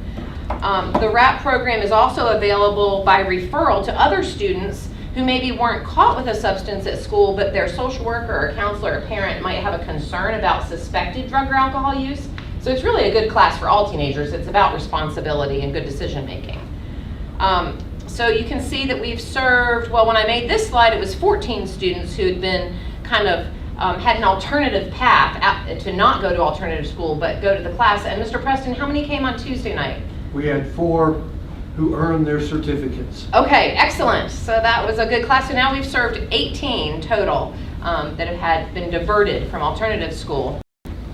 And this, if you can understand this, I'll walk you through it. It really shows the change over time in the overall reduction of students bringing drugs to school, which is a good trend, but also how we're handling it. So 4 years ago, we served 47 students in alternative school for drugs or alcohol, really without any remediation. They just went to alternative school. We didn't do any substance abuse education. This year, we've only served 8 in alternative school for similar infractions, and 14 have benefited from the RAP class and have been diverted from alternative school, in other words. Does that make sense? But the trend over time is that being caught with drugs or alcohol at school is going down. And I will say that that was a concern of our administrators and others when we started this program. Some people voiced the concern, they just wondered whether it was a strong enough consequence if you didn't go to alternative school, and would it deter students from bringing drugs to school. And I can just say from these data, that has proven not to be true, because our total numbers are trending down. So we're very happy with that intervention. And in fact, some of our administrators are asking us, can we develop programs similar to deal with some of the interpersonal conflict? And so we're definitely exploring that, because we believe this is something that has worked for our children. So I'm going to turn it over to Dr. Gorham, who's going to describe to you how our alternative ed program is working now. All right, so I'm going to talk to you a little bit about how the program works, what the day looks like for a kid. So we've had an increased instructional day from last year. Kids go to school from 9 to 4. They come in on buses between 9 and 9:30. Everybody gets breakfast. Breakfast is transported. We're operating right now out of 2 sites. Bottom floor, Classic City for middle school. High school is over at Baxter Street. So kids get breakfast, and then they go into what we call morning restorative circles. Students have breakfast, they do morning restorative circles. One of the big things that we're able to do this year, which is a great benefit for our high school students, is what I call individualized educational planning. So based on when the student comes in, what grades they bring, we can make determinations about what grades, what classes is best to put them in, and give them an opportunity to experience some success. And in a second, I'm going to talk to you about what the kids look like that's coming to us academically. So after our morning, kids get face-to-face instruction, which is different. So we are still using our Ingenuity platform, but my teachers are able to teach. For my 9th graders, all 9th graders get face-to-face instruction because they struggle the most. We're teaching face-to-face 6th, 7th, and 8th grade math and language arts. Also 8th grade science and social studies, because those are also milestone areas. So we're trying to give them face-to-face instruction as best possible. We do what we call check-in, check-out. You see Chico in a lot of schools. Every period, students are rated on whether they're respectful, responsible, engaged, punctual. And a 5th item that sometimes students selected, when we don't know the student, we let the student self-select. You've been here with us for a couple weeks, we noticed that maybe you curse too much, so your 5th item may be changed to cursing, so it comes to a teacher-selected item for the 5th check-in, check-out. We have, kids have recreational leisure time. Kids need a break. They need a break even at alternative school. So kids get gym at middle school. We use the Boys and Girls Club. Kids have an opportunity to participate in gym, or they can participate in games back in the classroom. And our kids are playing games that are like strategy games, like Connect Four. They taught how to play Block 'em this year, which is a really big strategy game. So we're finding those things to be beneficial for our kids. And we have transitional meetings. So kids who return back to the school mid-year, we sit down at the school with the teachers, the administrators, and one of my staff members participate, the behavior interventionists, and we do have behavior interventionists now visiting our middle school kids at the middle school site in order to try to build that relationship before they come back. So we have this really big collaborative meeting to try to give the kid what they need to be successful. We talk about what was successful for us and how they can implement that back at the home school. So we have definitely a greater school connection from the academic side and the behavior side for our kids who are transitioning back. And so to talk a little bit about academics, I was at Clarke Central last year as administrator, so I know that a lot of our kids return back to us without credits. Which is a big issue because now our kids are even further behind. So we've placed a big focus on academics at alternative school. So again, I talked a little bit about the instructional planning, and so I said I would talk a little bit. Our kids come to us, out of the 52 kids who have come to us this year, 3 of them have been on track, meaning they are passing 4 or more classes for my high school students. So out of the students we've touched this year, 3 of them are passing 4 or more classes when they come to us. So that's the type of population that we're dealing with. So my goal is for you to go back with at least 4 credits. Some kids will have 8, some will have 7, some will have 6, but kids, out of all of our kids who show up every day, 93% of them will go back with 4 more credits.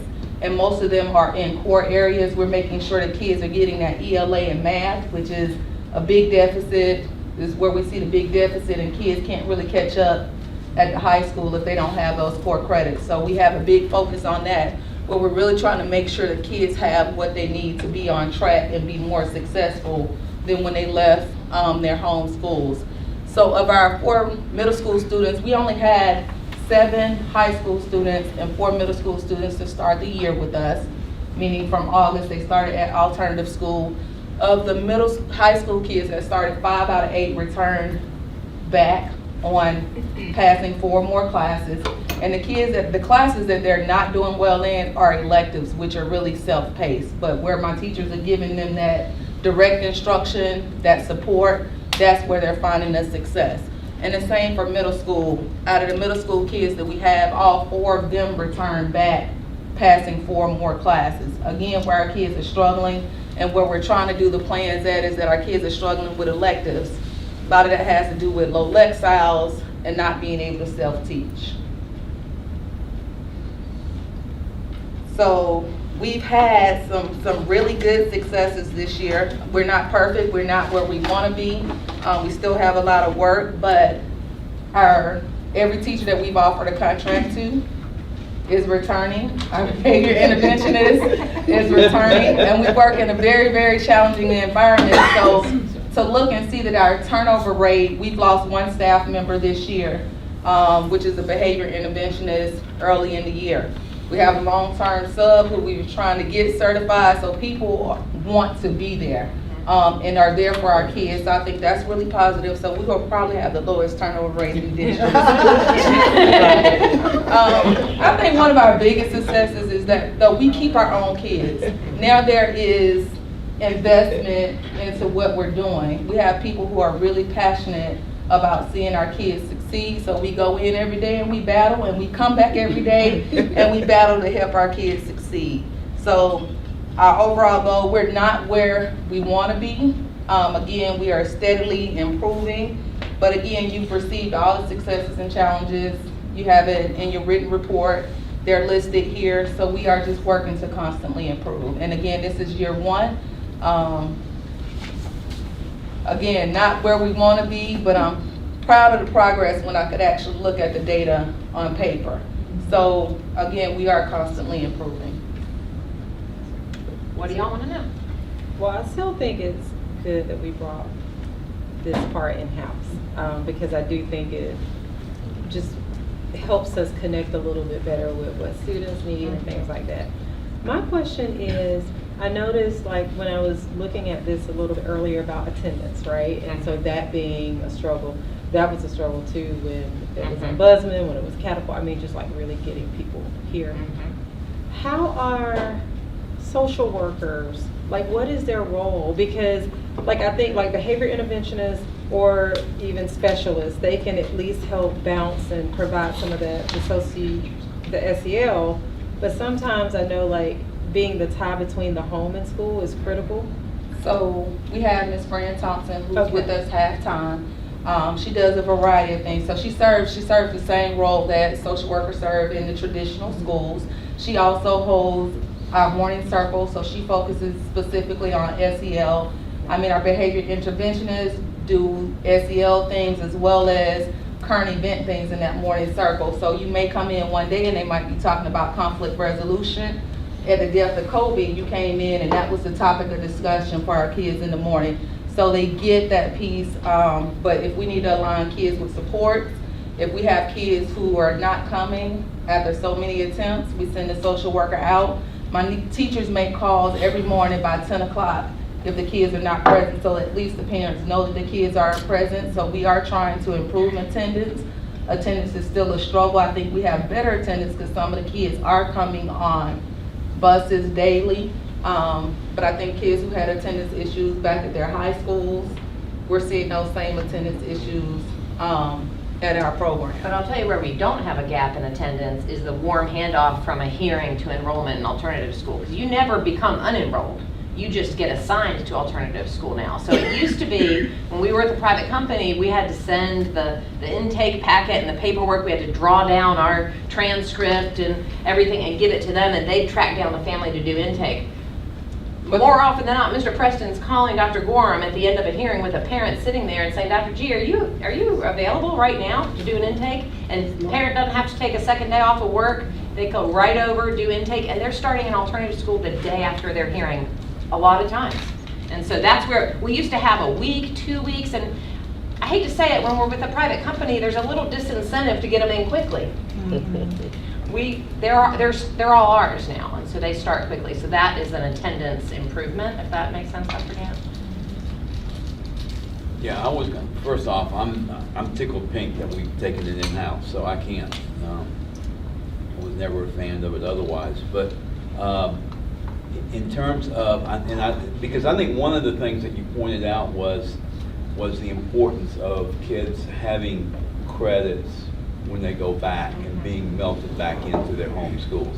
And that was something that was, I don't think that any separate standing entity understands that, you know, because to us it's a fluid situation versus a real break. Were we able to, I mean, if we pay extra for this, to me it's worth it, but you know, we had about $1 million that we were throwing at these contract companies. Where are we now with this program? It did cost us more to do it in-house. We added either $350 or $450 to the budget, maybe $350 to the budget to hire our own staff. We pay rent. So it's right at like $1,350,000, something like that. But it also included 4 teachers. We pushed teachers into the middle schools. Oh, yeah. To try to bolster their ISS, to have a certified teacher, and we have some work to do with that. That model needs some work. It's hard to find teachers. It's hard to find teachers in general. It's hard to find certified teachers who want to work in ISS. Can you say what you just said? Because you said pushed it to the middle school. The budget for alternative school includes 4 teachers, 1 for each of the middle schools, to support students for those subjective offenses in middle school. So not weapons, not So to keep them from going into this program. Correct. Well, that's, I mean, that's almost. That's in addition to the teachers that are Yeah, so it's more of an expense because we did add services. Well, yeah, I mean, that's a whole nother aspect that was never addressed, so. So my question is, I love the packet. Thank you for the information. It was very enlightening. Tell me about the student-teacher ratio in our alternative school. So right now, I think we're at about 35. So in any given classroom, my largest class for high school is 12 to 1. And so 12 to 1, then I have a behavior interventionist who rotates between classroom. If she's in the hallway, we're in a small building. If you hear chaos, we get up. If I'm sitting in my office and I hear chaos, I automatically respond to that classroom. At the middle school right now, in my 6th and 7th grade classroom, there are 7 kids. In my 8th grade classroom, there are 8. So again, behavior interventionists rotating between the 2 classrooms. We'll sometimes hold even an in-house ISS for alternative school in lieu of sending students home. Thank you. That gives me one picture, and it triggers another thought. But so I would really like to commend you on the returning rate and the kids they are getting one-on-one instruction. That's important, and face-to-face instruction. They're not sitting in front of the computer, and by osmosis getting better. So Ray, thank you. This is really good. What's your capacity? Say it again. What is your capacity before you have to add more people? I have no idea. To what, And so, I mean, we give the kids, like, we can't put a cut on it. Any kid that goes to a hearing and is assigned to alternative school, we take them. I think if it comes to a spacing issue, then it's just a discussion that we have to have and figure out how we're gonna meet the needs of those kids. But our numbers have been so consistent over the years. You kind of like in that. It's been very safe space. consistent, so. 12 to 1, I understood, heard that very clearly. Did I hear 35 to 1 in middle school? No, What did I was saying 35 total high school kids. Okay, 35 total. Yeah, but each classroom is so that if one classroom has 12, the other one probably has 5. So again, the core classes, language arts and math, will have higher numbers because all kids are getting language arts and math. You guys are doing such a great job. Do you measure kids' response? Is there like a climate survey, or what? I'm using that word because it's one I've read a lot. What do we do in terms of measuring the kids' response to being in the alternative school? Are they treated any differently? Or the alternative school is not a program per se; it's really a school. Well, no, it's a program. They tie back to their home schools as far as test scores and attendance and all of that. Okay. How do we evaluate this experience in the alternative school?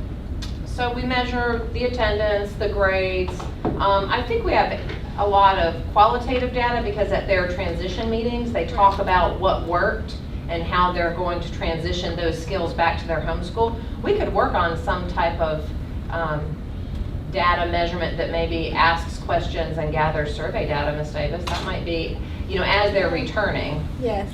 I would love to see But we look at recidivism. Yeah, we want to be able to retain this program, and so we've got to be able to measure its impact and effectiveness so that it becomes another factor down the road when somebody talks about, well, gee, maybe we're spending too much money on that. Yeah. So we need to be able to quantify that and also have all of that data. Thank you. I think the individual plan, as we talked about a few minutes ago, reducing the failure rates, that's powerful. Yeah. Let me tell you the reason why. Their students, believe it or not, they cannot handle that large student environment. Cedar, Clarke, I'm using high school example, strictly high school. You put a student, some of these students are 1,700 other students, they can't handle that. I know that I had students to come to me when I was high school principal asking to go to the alternative school. Now, there were certain programs at Cedar Shows, they would come to me and ask me, I want to be in ROTC every day. I can't do that because I never graduated. Okay? But see, those are programs that really, that they like. But that individual attention that you talked about, it works. And they aren't going to get that in that large environment. So I can see, according to what you have here in print, that it has made a difference in terms of what's up for some kids. I don't care if you make a difference in 4 kids, you've made a difference. Thank you, Mr. Worthy. Do you have students who say they want to stay there? I have more so parents that want kids to stay. I'll be honest with you, they said they wanted to stay more when the program wasn't as rigorous. We have high expectations now. But I think it just, I've had some kids, like I have a kid who's supposed to be there until October, and was like, hey, I really need to get my credits, so can I stay until December and transition back to my home school? And we'll do that if that makes sense. And we are having kids that are looking at Classic City maybe as an option. If they realize that a smaller environment works for them and the electronic platform works for them, then we're looking at what other options could work for kids. And we are exploring other options for kids who come through our programs. I used to volunteer ombudsman, and I know there were a couple of students who they wanted to stay and just get their credits. They're like, I don't want to go back, That's why I asked them. Can I ask, where are you located? Like, so I've heard layers, right? So there are the 4 teachers, certified teachers that are placed in the schools, right? So that's like one layer. And then there is the actual program itself, right? But like, I would imagine after a student has left their schools. So high school is located at 1039 Baxter Street, right next to the barbershop in between Bulldog Wireless. Middle school is located on the bottom floor at Classic City. Okay. And so high school has 4 teachers and a behavior interventionist. Middle school has 2 teachers and a behavior interventionist. And then those other teachers are sort of a step in between before they. Right, they're supporting the schools before a hearing. Okay, gotcha. Yeah, so if you're ever on the back side of our building complex and you see Dr. Gorham running up and down Baxter Street, that's what she's doing. She's running between the 2 sites. Oh, gotcha. Yeah, so that's one of our challenges is supporting 2 sites with 1 administrator, but she's really good at it. Yeah. Yeah, I've got questions dealing with the first part of your presentation. Okay. And I know that not every hearing ends up in alternative school. Correct. So, but when you look at like the gang-related piece of it, I know the state legislature, and specifically the governor, is trying to define with the state legislature that gang activity is 3 or more folks between the ages of 12 to 17 who have 3 different signs, or have a sign. And in other words, it's a very, it's a very narrow, very broad definition of what gang activity is. And we know that a lot of young people are being picked up and arrested more for loitering on the streets than anything else. And so I'm not asking, I'm just kind of raising this question about, what that means at some point, I also wonder about, and I've always kind of been challenged by this when we have an attendance problem with a student, so what we do is suspend them. And I understand that it's very, very frustrating, having been a teacher, to have a kid miss 5 days, and then it's my job to kind of get them caught up, and so I really get that. But I have a problem with that one, and then I also, I'm not quite sure what we mean by insufficient evidence. That was kind of an unusual. I mean, I appreciate that being on there because I guess you don't always know. Well, it means that every time an administrator says, we think this child needs to be served in alternative school, that's the purpose, the due process purpose of having Mr. Preston as the hearing officer. So, okay. So it works because there's times where there's not evidence and the child is not found in violation of the code. Right. I will say, Mr. Davis, these attendants are not kids who aren't coming to school. These attendants are kids who come to school and are never where they're supposed to be when they're supposed to be there. So they are in the hallways, they are creating disruptions, they're creating an unsafe learning environment. So it's not the ones that maybe have something else going on, school phobia, they're just not coming. Those are handled through supports and social work intervention. These attendance related that come to a hearing, and correct me if I'm wrong, Dr. Gorham, you brought someone last year from Clarke Central. They're the kids who are in the building and are never where they're supposed to be when they're supposed to be there. So would they be under more disorderly conduct? Would that be? I mean, because if you're out in the hallway banging on doors and... Could be, but it could also be you're one of our hall walkers and you're not able to be served in the classroom, but you're coming to school. So that, I hope that clarifies. Again, you said that beautifully. Administrators, security people, they spend 90% of their time chasing 10% of the student population. The other 90% of the students, they're in class doing what they're supposed to do. That's right, Mr. Harvey. And Mr. Davis, I can certainly share more information with you, but we had a big training in January about Athens street gangs from ACCPD, and of course we have a definition that's different from kind of the legal definition that's in our code of conduct, and it's by the state DOE, but our administrators felt like they needed more training to make sure that we're not over-identifying or under-identifying some very real issues with gang involvement that create less than safe environments for all of our students and staff at school. And so we're trying to do a better job of making sure we have common understanding of what that looks like. Mr. Preston participated because of course he's being asked to evaluate evidence when administrators bring it to a hearing. So we worked together to have a shared understanding of gangs. But that's something it's evolving. We're all learning about how to respond to students who might be gang involved.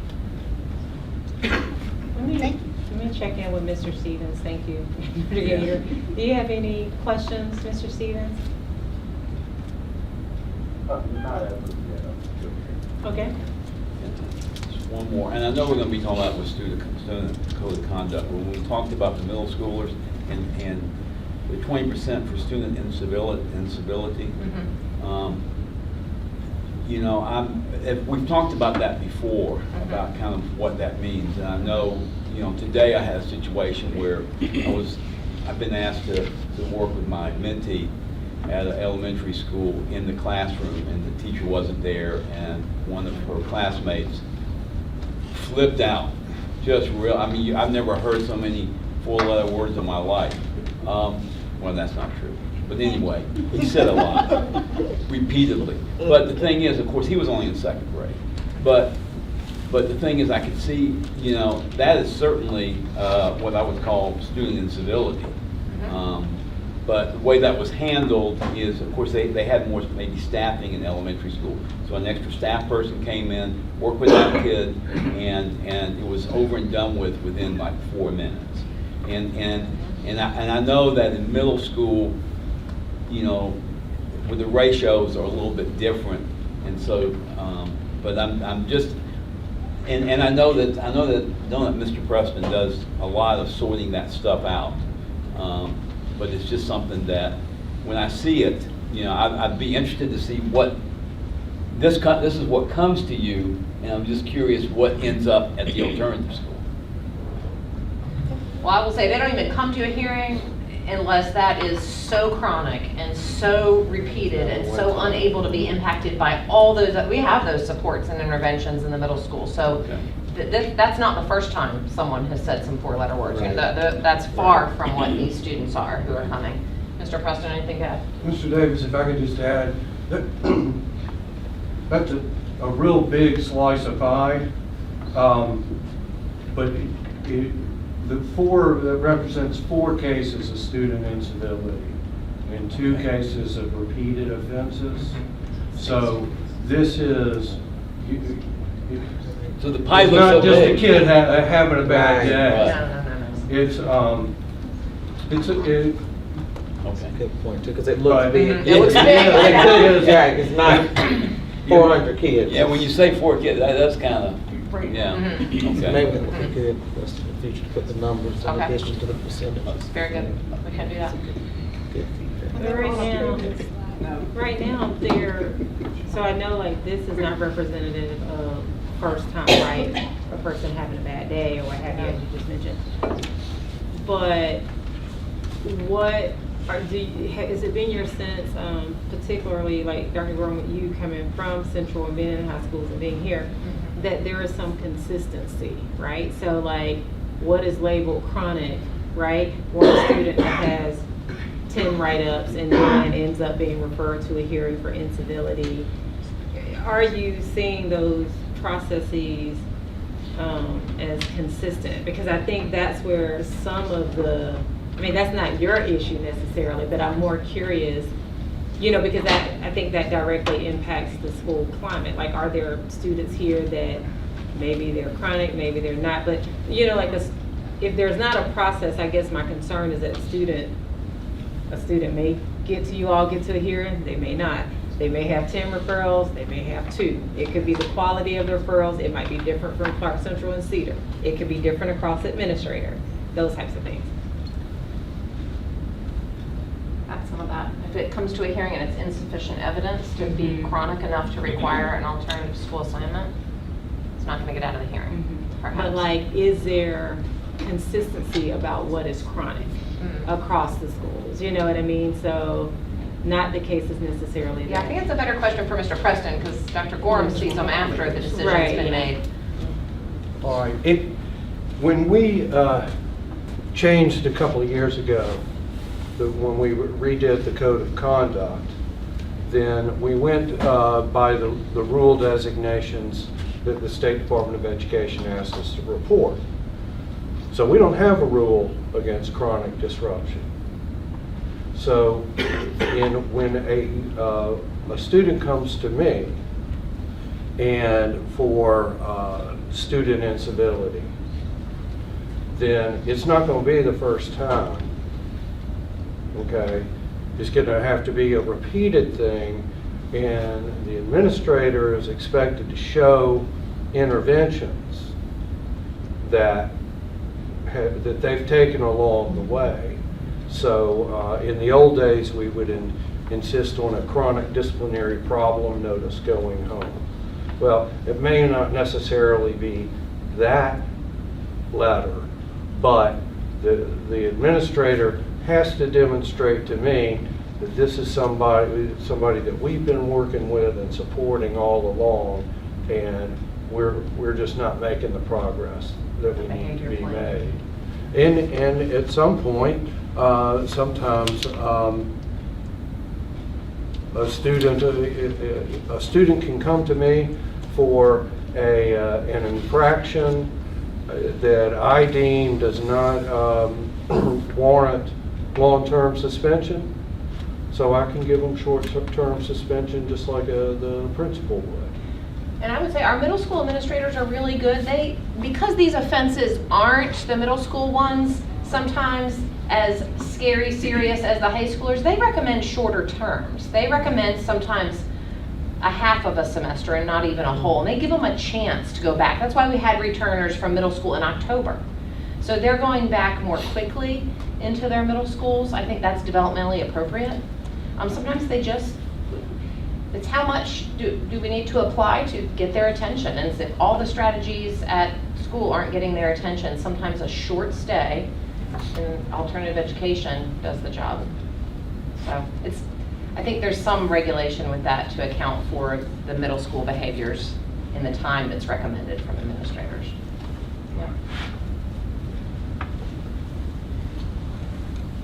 Yeah. I promise this is my last one. It's a whole new area, and just for words for thought. Okay. What about I know you're not involved in the Compass classes. So at some point, can we get a report of the Compass classes? With the Compass classes, and also, what was that program that we also did for behavior, short-term behavior for elementary school? So we have Compass and we have RISE. RISE. So at some point, if we could get a report on those two, that'd be great. Thank you.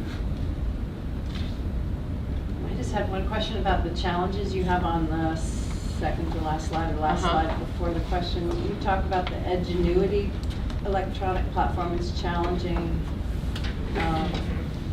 What are the options for moving away from that if it's not working? Sounds like something expensive. Edgenuity sounds like somebody sold us something expensive.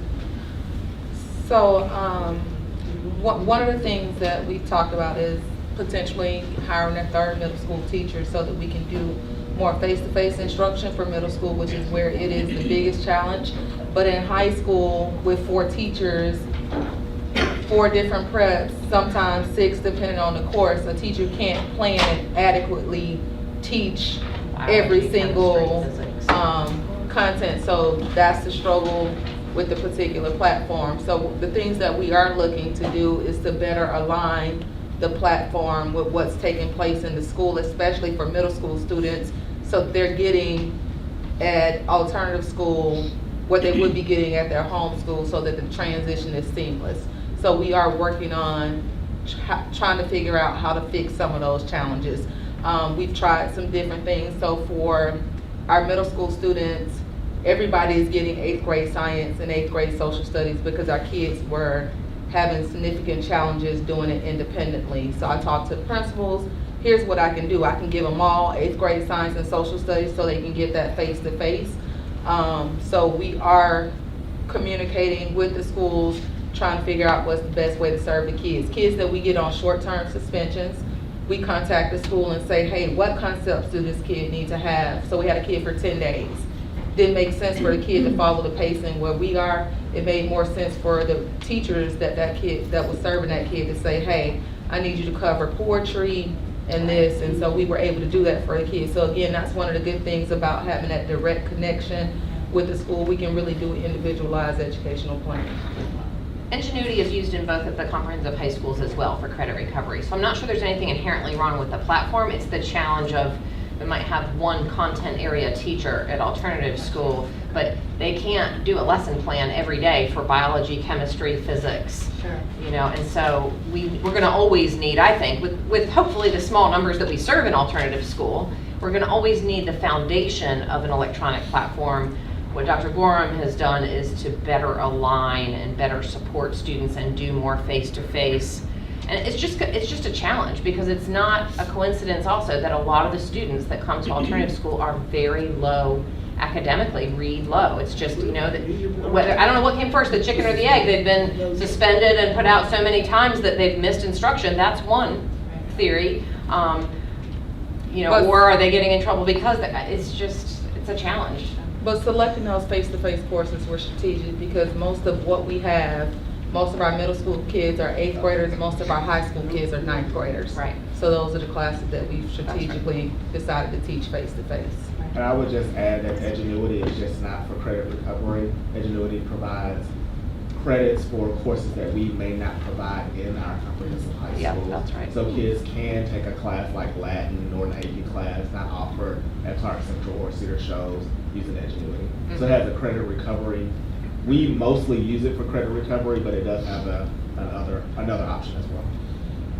And there's some good things about it. It allows you, I mean, Dr. Gorham's utilized it in a really great way to break it into manageable parts. So if you come to visit at Alternative Ed, you can ask one of our students, what percent are you supposed to get through today? And they'll say, I'm working on 3 to 4% of ELA, and I'm gonna hit that target today. That's good for them. That's much more manageable than finish this course. So breaking it into smaller chunks, and that the platform really does allow for them to see that very visually and for the teachers to monitor the progress in small bits.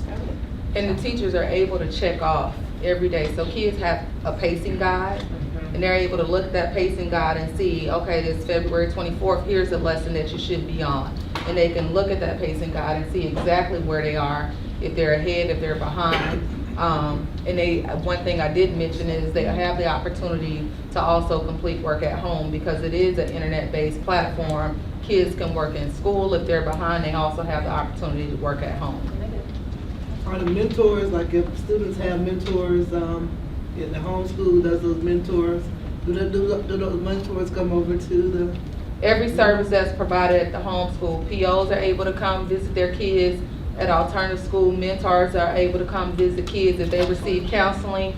All those services, we still provide a space for them to be able to get those services. We actually encourage it.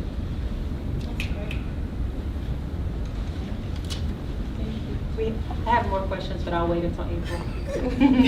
You can always come visit. Yeah. You can always ask us. We're happy to share. Thanks. Thank you. Thank you.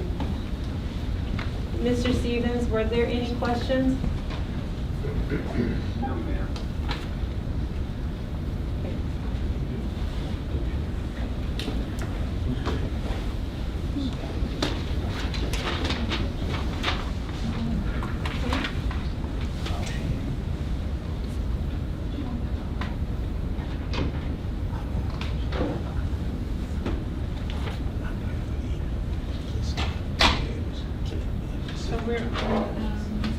Well, I think if that's all, your superintendent. Is that all? That's it for me, I'm sorry. I'm checking on Mr. Worthy, I'm sorry. Yes.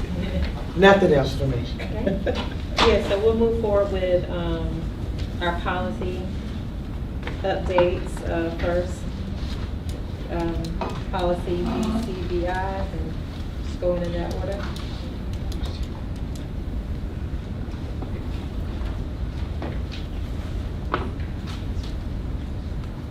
I will say that BCBI is a new policy.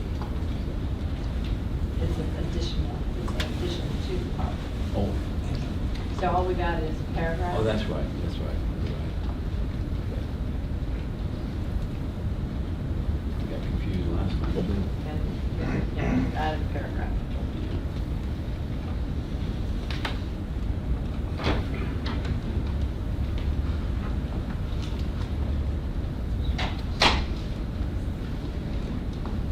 Does anyone have any questions about the policies?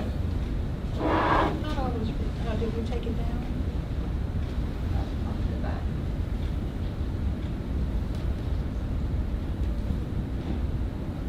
I didn't make a note, so I guess I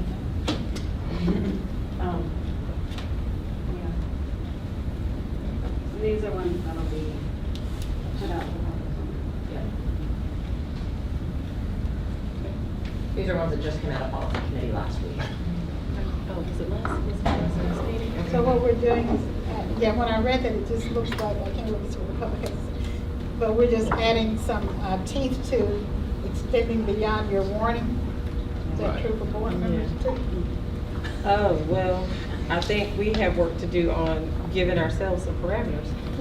So, I mean, we have them for people that participate, we probably need them for us too, but, Raise that on Saturdays. that's right.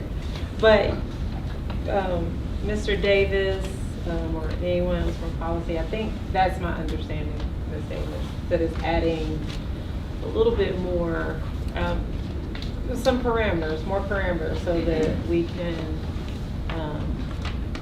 have a better climate and culture in our board meetings. And I see, since I was out of town for the policy meeting, I see that it's developed a little bit more from the first time it was brought up, so you guys must have had a good discussion. It seems a little bit forgiving. That's true. So what do? We have to just approve it? We have to Next. discuss it? Yeah. Next. And then there was one thing that I think Mr. Pruitt mentioned, that just that line, right, between, I guess, interpreting what is like personal attack, like the content of a person's speech versus those. A personal, what constitutes like a personal. Yeah, I'm trying to remember the words, like the. So it's, Let me see. you cannot regulate content Thank you. Okay. other than, some very outrageous, as the Supreme Court says, you can't yell fire in a crowded theater. What you can regulate is time, place, and manner. So how long people speak, at what point in the program they speak, where they stand when they speak. Those are the things that you're giving teeth to.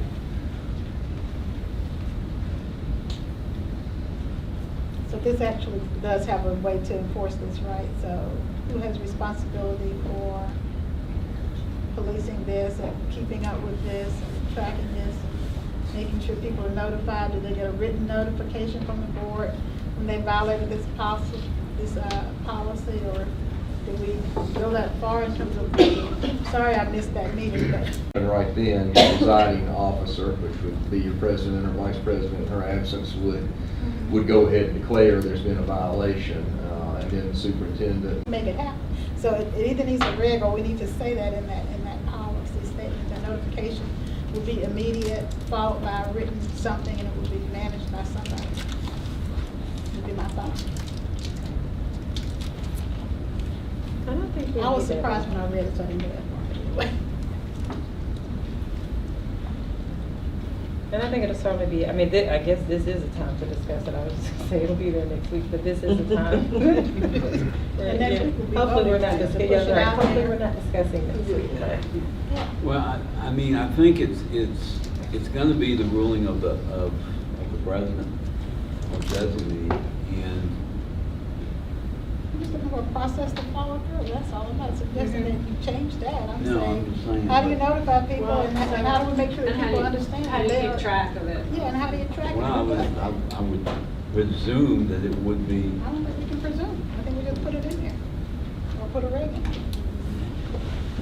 I think that the superintendent and the superintendent secretary, I mean, that's who you would call to get on the agenda, so it's like, there's a list of someone, one or two people that if they call, you just politely say, wait.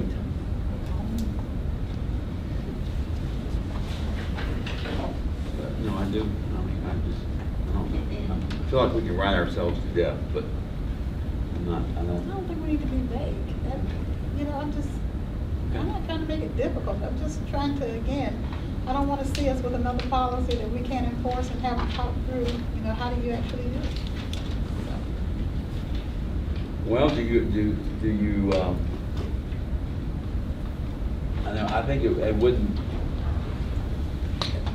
would be in the spirit of what we've already decided on as a policy committee, if we were to add a couple of lines that I'm just trying to think, it doesn't say who, that upon a ruling by the president,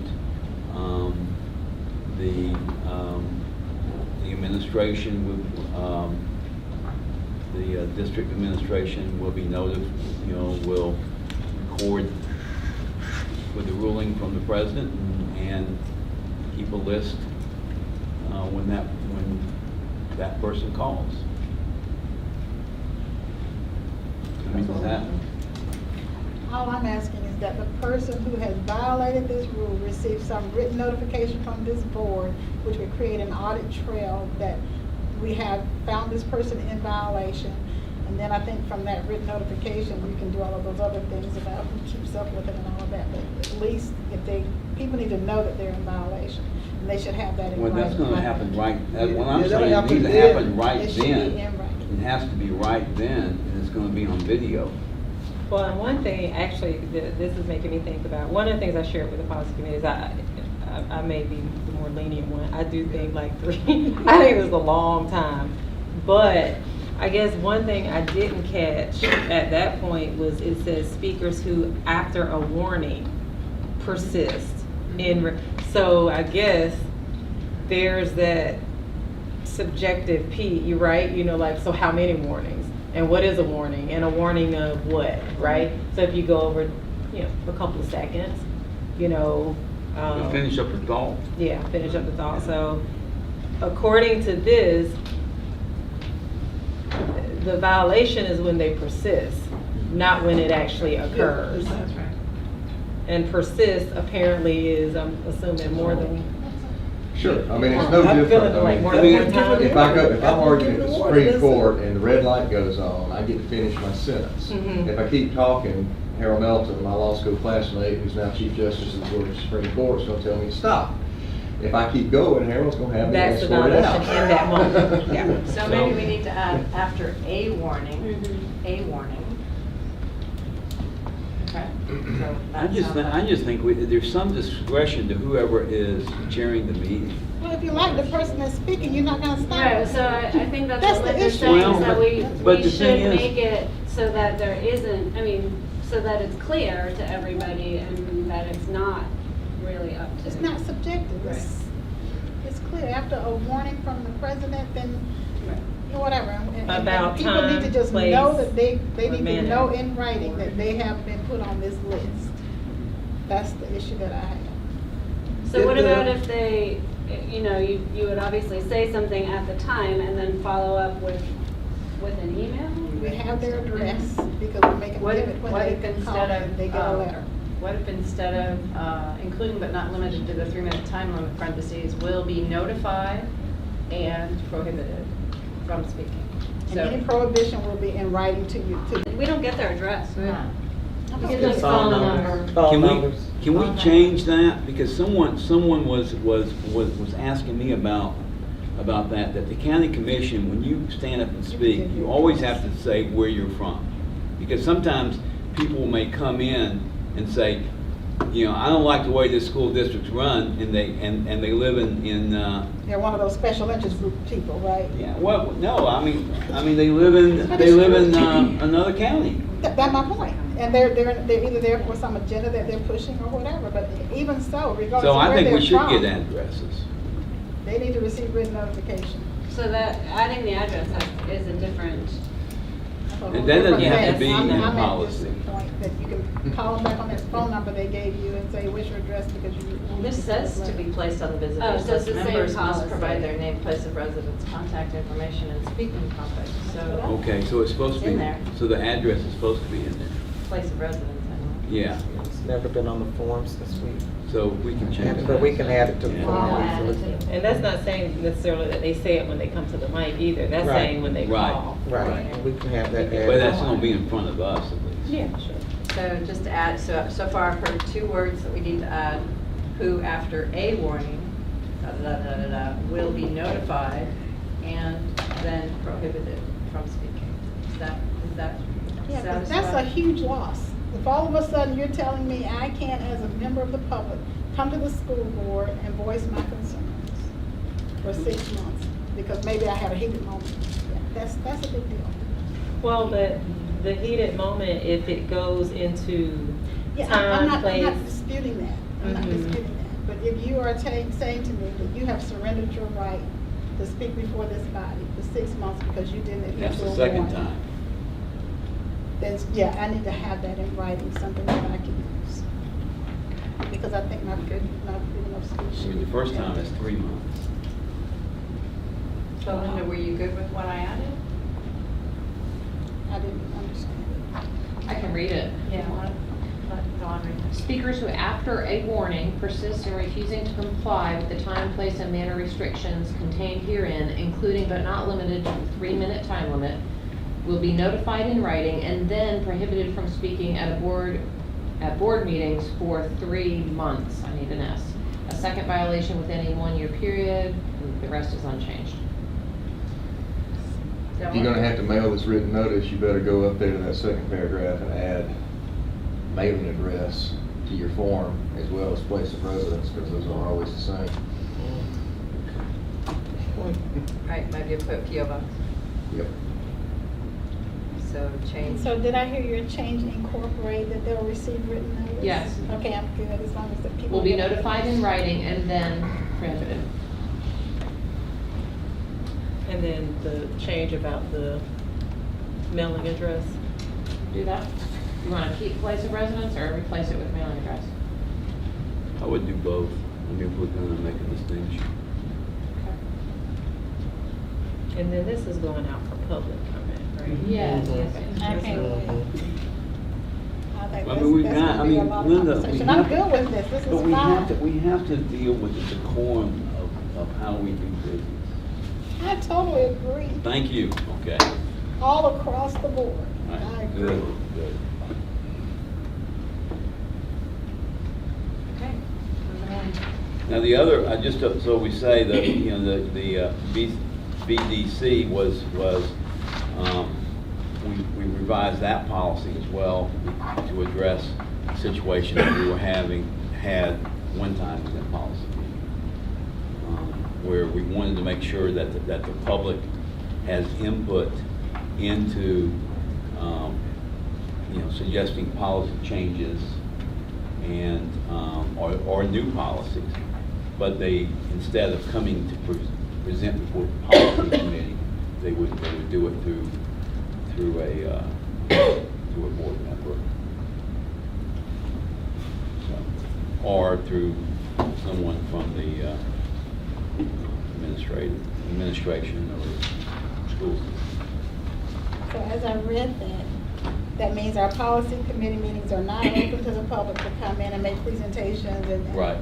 I'm thankful for that, I'm good with that.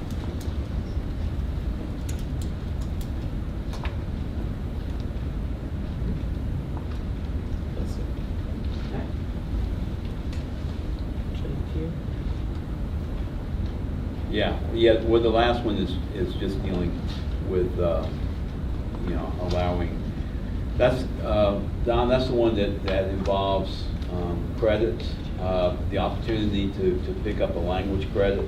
Actually, JQKA is about admitting foreign students, and we just need, it's just a cleanup. We needed to align that we don't accept F1 visas, which we can't because we don't charge tuition. So it's just cleaning up a technicality in the policy. Yeah, remember, this is the one, we took out the F1 visa stuff a few months Okay. ago, but it got left in a different place in the policy. Yeah. This would be It's just a cleanup consistent. job. Okay. We must have another one dealing with the We do. language. We do. Yeah, that must be, okay. Okay. So those are all of our policies that have to be put up for public comment, moving forward to the, Once we vote on them. uh-huh. This is the one about Sorry, the go ahead. majority. Wanna So give a these brief two, you overview? might not remember, because it's been a little bit, BC and BCBG went out for public comment in January, but we so quickly had a board meeting in February, because the January, they were only out for public comment for 3 weeks. And the policy committee chair made a decision to leave them out for 7 weeks in an abundance of caution. But I'm here to report we've had no public comment. There's still time, but it's a good thing to do, to leave it for public comment. So it just simply has been out for a while, which is not why we kind of talked about. Okay. All right, our next policy, or any questions about that? Yeah, I would take, because these we've already discussed once, Mhm. but I mean, so unless there are other questions, if we discussed these at the meeting when we first. Okay. Were there any other? Policy committee? No, at the last. I thought we talked. Yeah, last full board. So y'all didn't go back over these and change anything, did you? No, nothing changed. So nothing but 7.2, 7.3, 7.4, 7.5, 7.6. Public comments on any. But I'll update you again next week. Thank you. Moving forward to personnel recommendations, is what I have. Personnel list attached.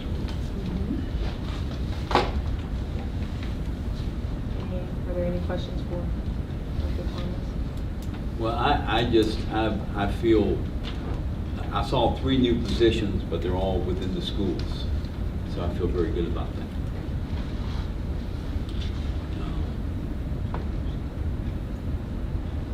thought it was all three. We got, there's a new position at Cleveland Road and Coral Middle.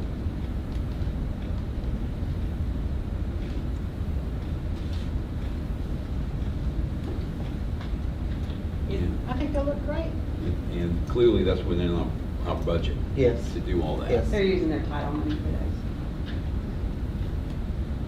Oh, I saw three, I guess. Get back in. I was in and I can't get back in.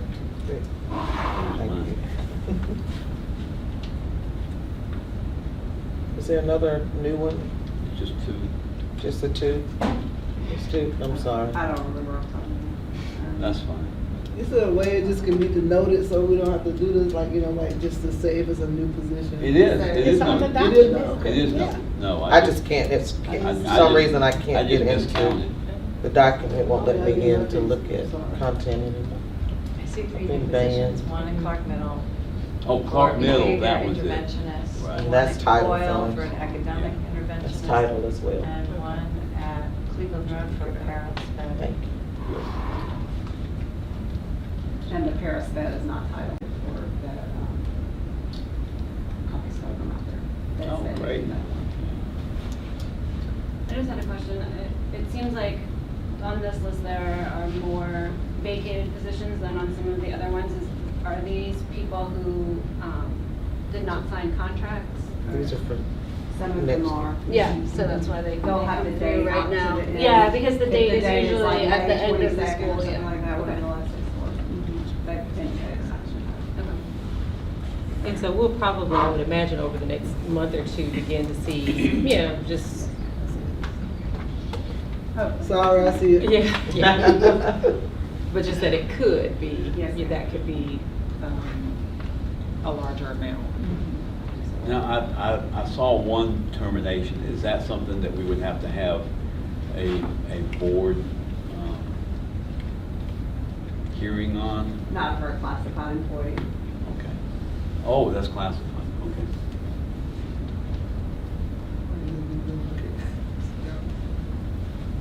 Okay. Any other questions? Okay.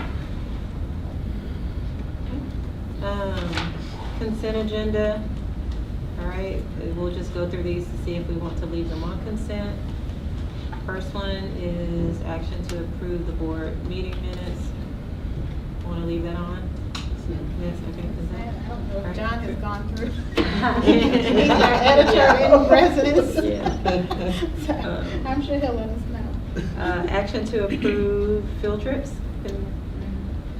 I have a comment on those. I actually wrote down something on each one of these this time because I don't know if this was in a place. Do we have, we're gonna approve them, I'm fine with approving them, but each time they tell us which strategic goal and which initiative that they're doing this under, but we don't ever get any feedback from these field trips. So the two questions that came to mind is what percentage of our fifth graders are going to get to participate in this awesome trip to Tybee Island from Winterville, and then also for Fowler Drive, what do we mean by scholars? Is that one of those things that, because they specifically said scholars as opposed to students, and so that made me think there's a criteria for being able to go. It's not, it's a synonym for, they're using it interchangeably with students. I know at Stroud, she calls her students, they're Stroud scholars, and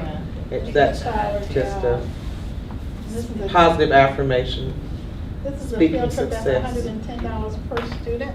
So what percentage of the students actually get to participate at that price point? And then the other question, wasn't a question, but I'm excited about Coyle going to New York. My nephew went to that school and found himself in drama at that school for the deaf. So it's an amazing academy. I'm real excited about that. That was it. But I do want to get a sense of what percentage of our kids participate in the field trips, and is that price point, $110 per student, a barrier? So, Ms. Davis, I will add when I approve field trips, if it is a field trip that is during the school day, during the instructional day, there is an expectation that all students have an opportunity to go. And there is, we ask in the field trip report how they plan on ensuring that all students go. So that's either through fundraising and other things. So when there's something that's not clear, we usually call the school to ensure that all students have an opportunity. But we can definitely follow up afterwards to see how many students actually took advantage of that opportunity. I am convinced that there is nothing on here that wouldn't pass the screen to go. I Right. just want to know what's the take rate on that, and then can we demographically say anything about that? Yep. So that, again, we're trying to get into that whole equity world. How many kids actually get to go? Definitely. And sort of along those lines, is it just the schools that decide that they want to do this and then they propose it to you? Or what, we see a lot of these overnight field trips for elementary schools and fifth graders. How many of the schools? I don't know offhand, but it's like almost all of them. The 4-H Rock Eagle is a very It's a big traditional trip that fourth graders go to, that fifth graders go to all over the state. They have programming that is appropriate for fourth graders and fifth graders. That's why you usually see it at those grade levels. I love 4-H, and so, I mean, that's a huge, I think, again, that one kind of gives you a sense of comfort because you know who they are. But I was so impressed with the coil thing. That is amazing. And we've got 4 kids going. And I don't know about you, but I baked a lot of cookies to sell for fundraisers for trips for kids early on. We did a There's lot a of lot of fundraisers. fundraising that goes on. And all the kids, starting really early. For so many of our students, the opportunity to make that real world connection to the science content, and then the teachers are able to tie it to English language arts frequently because they write about what they've experienced through science.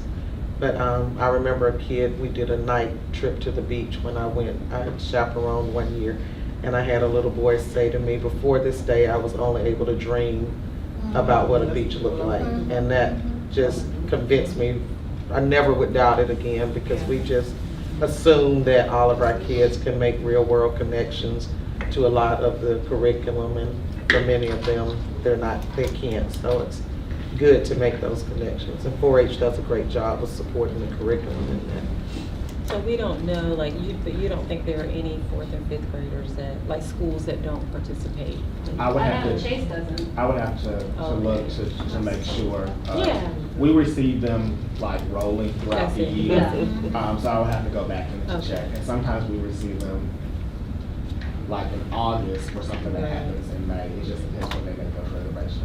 And I guess it also has to be a school decision too, but it would be, It's a school decision. just being sure that, There's an opportunity. And the Winterville one, it looks like. If the cost is a barrier, there's some other opportunities we can pursue to, kind of help mitigate that. Because again, I think it is one of those once in a lifetime moments. And so Schools I don't do wanna- use innovation funds, they apply for Right. innovation LSGT, funds, they do a so lot of LSGT, fundraising. One of these is funded by Okay. LSGT and PTO. Mhm. Both gave $1,000 toward the transportation. But it didn't speak to, did it cover any of the kids' out-of-pocket costs? Many of the schools start early, still not that removes a barrier for all kids, but we were able, teachers sponsored, community members sponsored, churches sponsored, but they started like kind of payment plans where, they were doing $10 a month or so, because schools usually start planning that out a year in advance. But I know for us, the issue was not, and we were at one of the highest poverty schools with J.J. Harris, it was not financial ability. For many of our families, it was just comfort with them being away from them overnight, especially with many of our families with citizenship issues, just not comfortable. But we always, and I'm pretty convinced that most, if not every one of our schools operates in that way, that teachers step up like they do with everything else and make sure that every student has an opportunity if the parents approve of them going. And that's all I want to be able to do. We should tell that story. That's an important story to tell. It's a dimension of achievement and measurements that never gets out there. So yeah, if we've got kids and we're making 100% across the board, let's tell that story. I think that's important. Let's also tell the story about the immigrant kids. But yeah, agree. Why wouldn't that be included? They're the ones that don't go because they're fearful. Well, we want to know why anybody that goes. Right. All of them. But I all of the do, children. but I do want to point out that I know Winterville last year, I talked to people who went on that trip, and they took every kid. Every kid. I mean, conduct meant nothing. In fact, some of their most enthusiastic students were the ones that created their biggest problems. You know, it's like, so I can speak for Winterville, that everybody goes unless they're literally sick or the parent for some reason doesn't want them to go.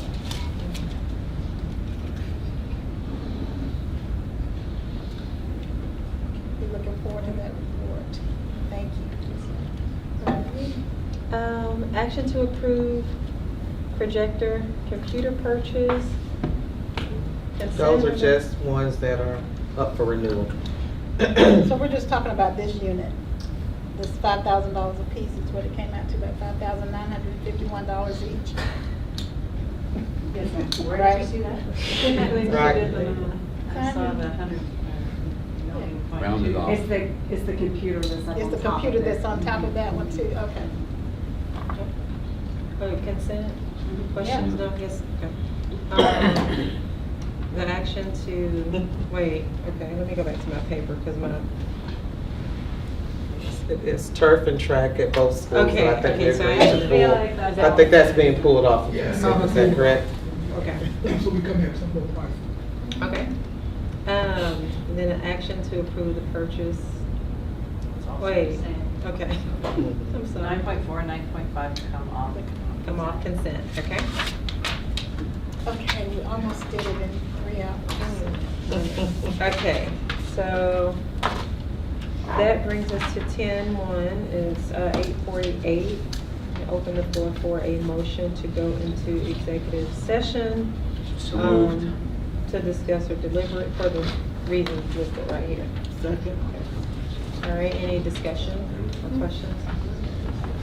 Okay, so all in favor? Going into executive session. Mr. Stevens? Are you in favor of going into executive session? Okay. All right, so that motion carries. At 8:48, we'll go into executive session.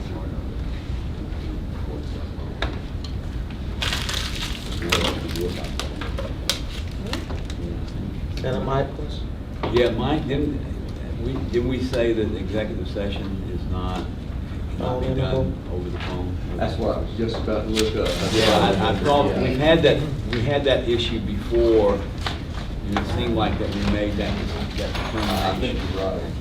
So, but the motion carries to go into executive Yeah, session. anyway. Mr. Stevens will, maybe we're gonna hang up now, and then I'm gonna